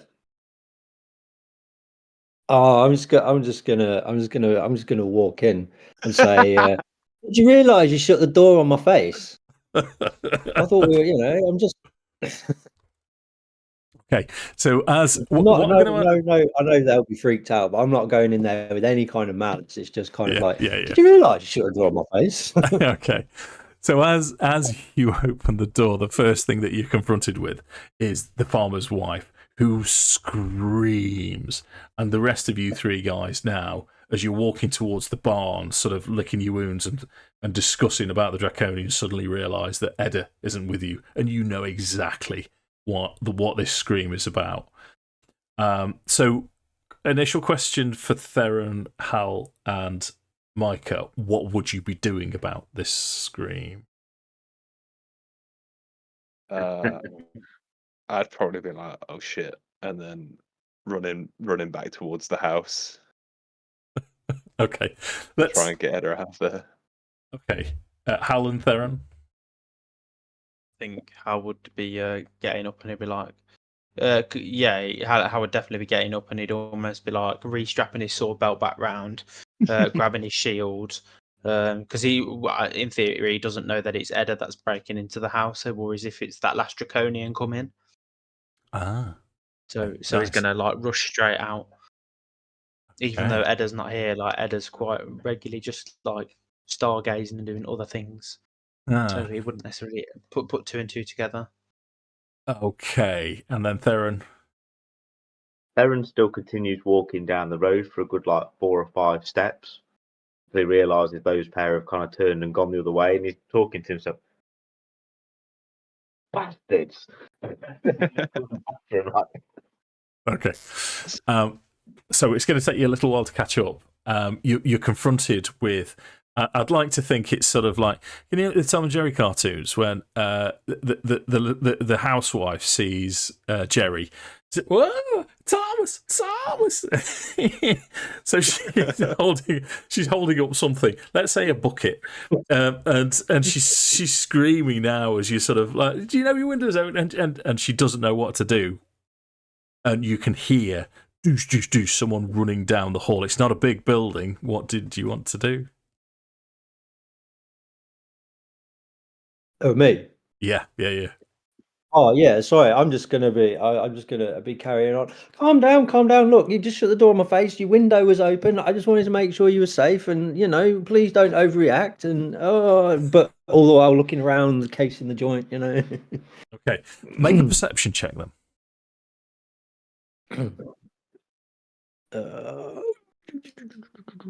Perception. Oh, 19. 19 is pretty good. So these are poor farmers. They are barely making ends meet. So what you see is on the wall where onions would be hung, there's perhaps one. You can see in another room where animals would be kept, you can see perhaps one emaciated chicken.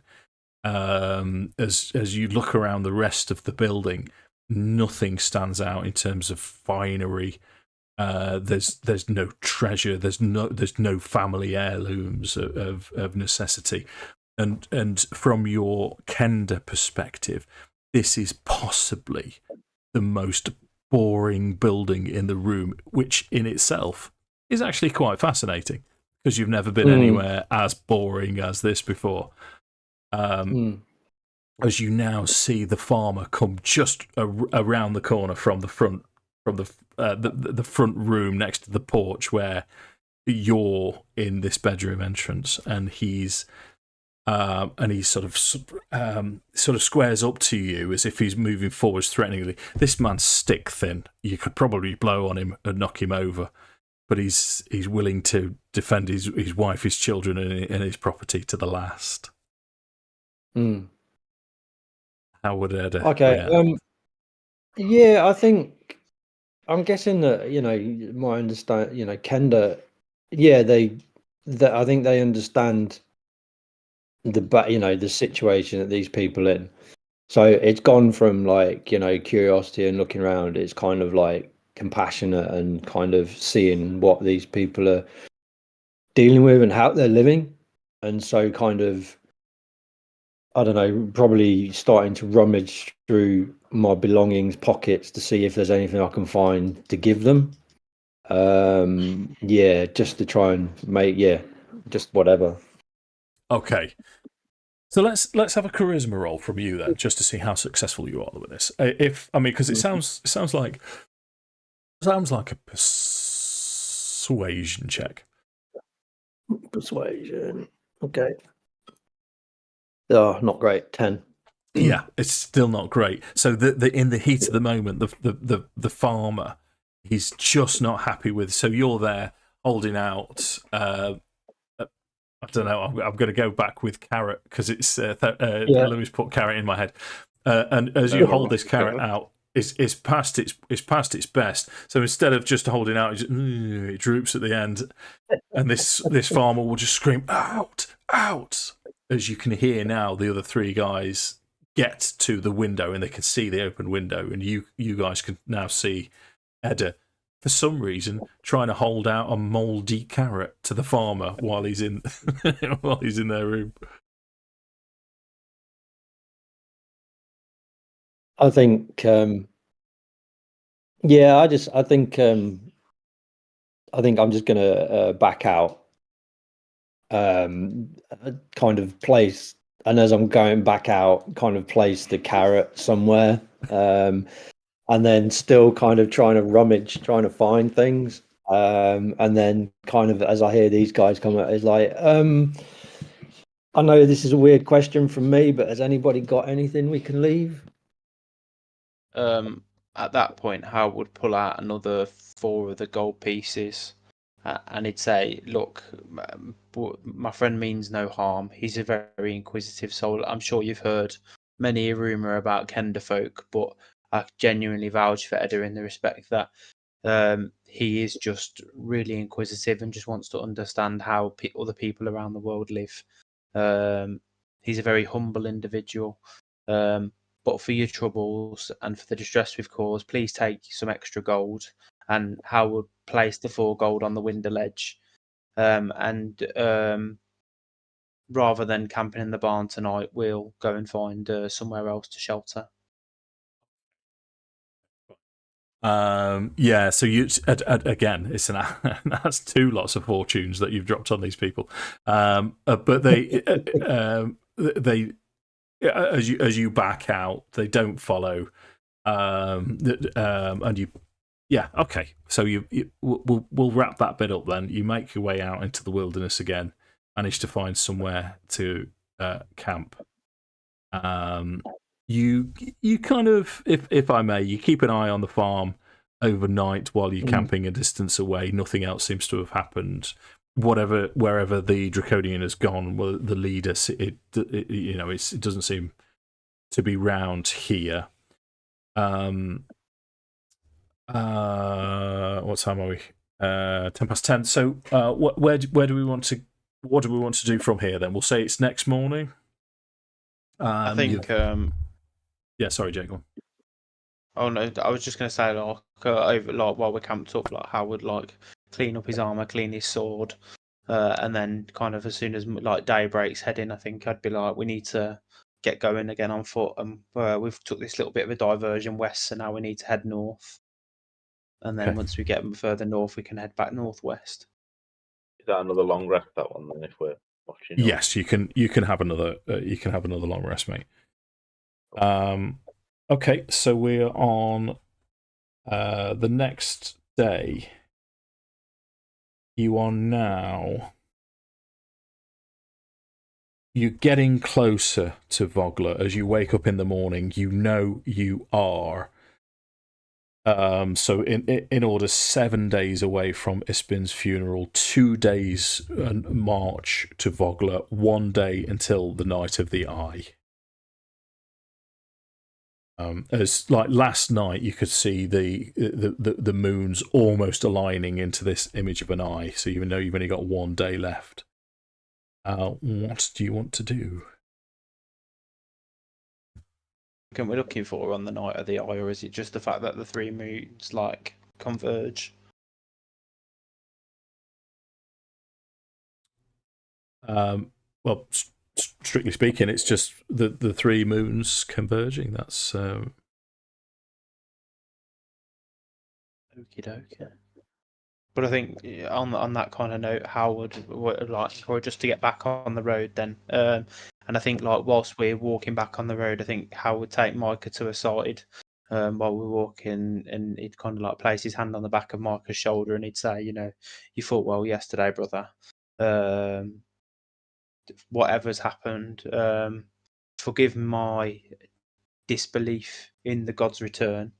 I just had lost faith in higher powers over the last few years, and still find it slightly hard to believe, but whatever has manifested within you is quite clearly powerful, and you're putting it to good use. The tough life of the road probably isn't working out as hard as you thought. As I say, that's okay. I understand that the last few years for you they've been tough, and they haven't necessarily been kind. So I can understand that your faith may be small at the moment, but yeah, I don't have all the answers. I don't really have any at the moment, but I plan on using it for good, and hopefully to get to the bottom of whatever it is that seems to be going on at the moment. I've been entrusted with this, and I think it's important to do the right thing. I guess we're all aligned in that goal, and Hal would kind of like peer forward at Edda and Theron and Loki. I think so too. And he'd carry on like marching. He'd almost like then start to almost like speed walk ahead of Micah, and then almost like he's going back to kind of lead or like head towards the front of the pack. I'd just like smile and then just walk follow behind. Cool. So we're let's have a survival check then, the usual one from Hal.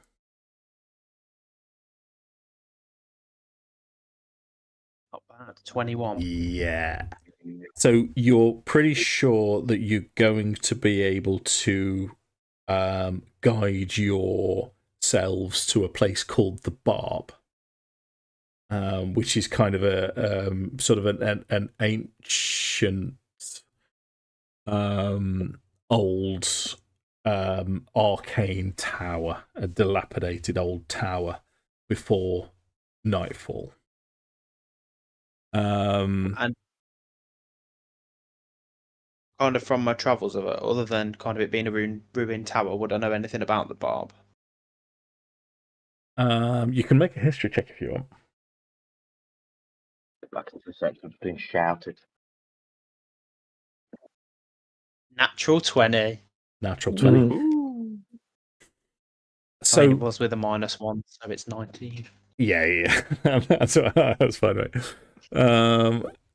So you would know a decent amount about the Barb. You know of the Towers of High Sorcery, how there used to be 5, and now there's only 2 remaining. One of which is cursed, and the other one finds you. You as a Knight of Solamnia, most knights. Well, here's a question for you, Jake. Most Knights of Solamnia's distrust magic. Is that your stance as well? I'd say that Hal doesn't hold the same exact kind of measures that most Knights of Solamnia do. He's kind of built his own philosophy, mainly on kind of what Sir Tristram has shown him. So almost like he understands that magic is distrusted, but actually there is potential that people may be able to use it for good if it's used properly. Okay. So you're aware of white robes, red robes, and black robe mages. So you know that. I mean, for example, Theron in his sort of white getup, it's not exactly a white robe, but Theron is, I believe, Lewis, if I'm correct in thinking that Theron's heading towards white robes. Yeah. Yeah. So you, well, it depends how I wake up. I'll be whatever you want me to. Yeah. Especially so without that name erotica. This tower itself used to be sort of a wizard's tower. It was a white robed mage's wizard tower who belonged to the Nightland area of Vogler and Calaman. Perhaps Ispin told you stories of him, or perhaps Sir Tristram told you stories. But it's many years ago, perhaps before the Cataclysm, there was a war around here which tore the actual castle down, which is why the Barb itself is now in ruins. The original name nobody remembers anymore. It's just called the Barb, as this tower is crumbled to the floor. So, what I'm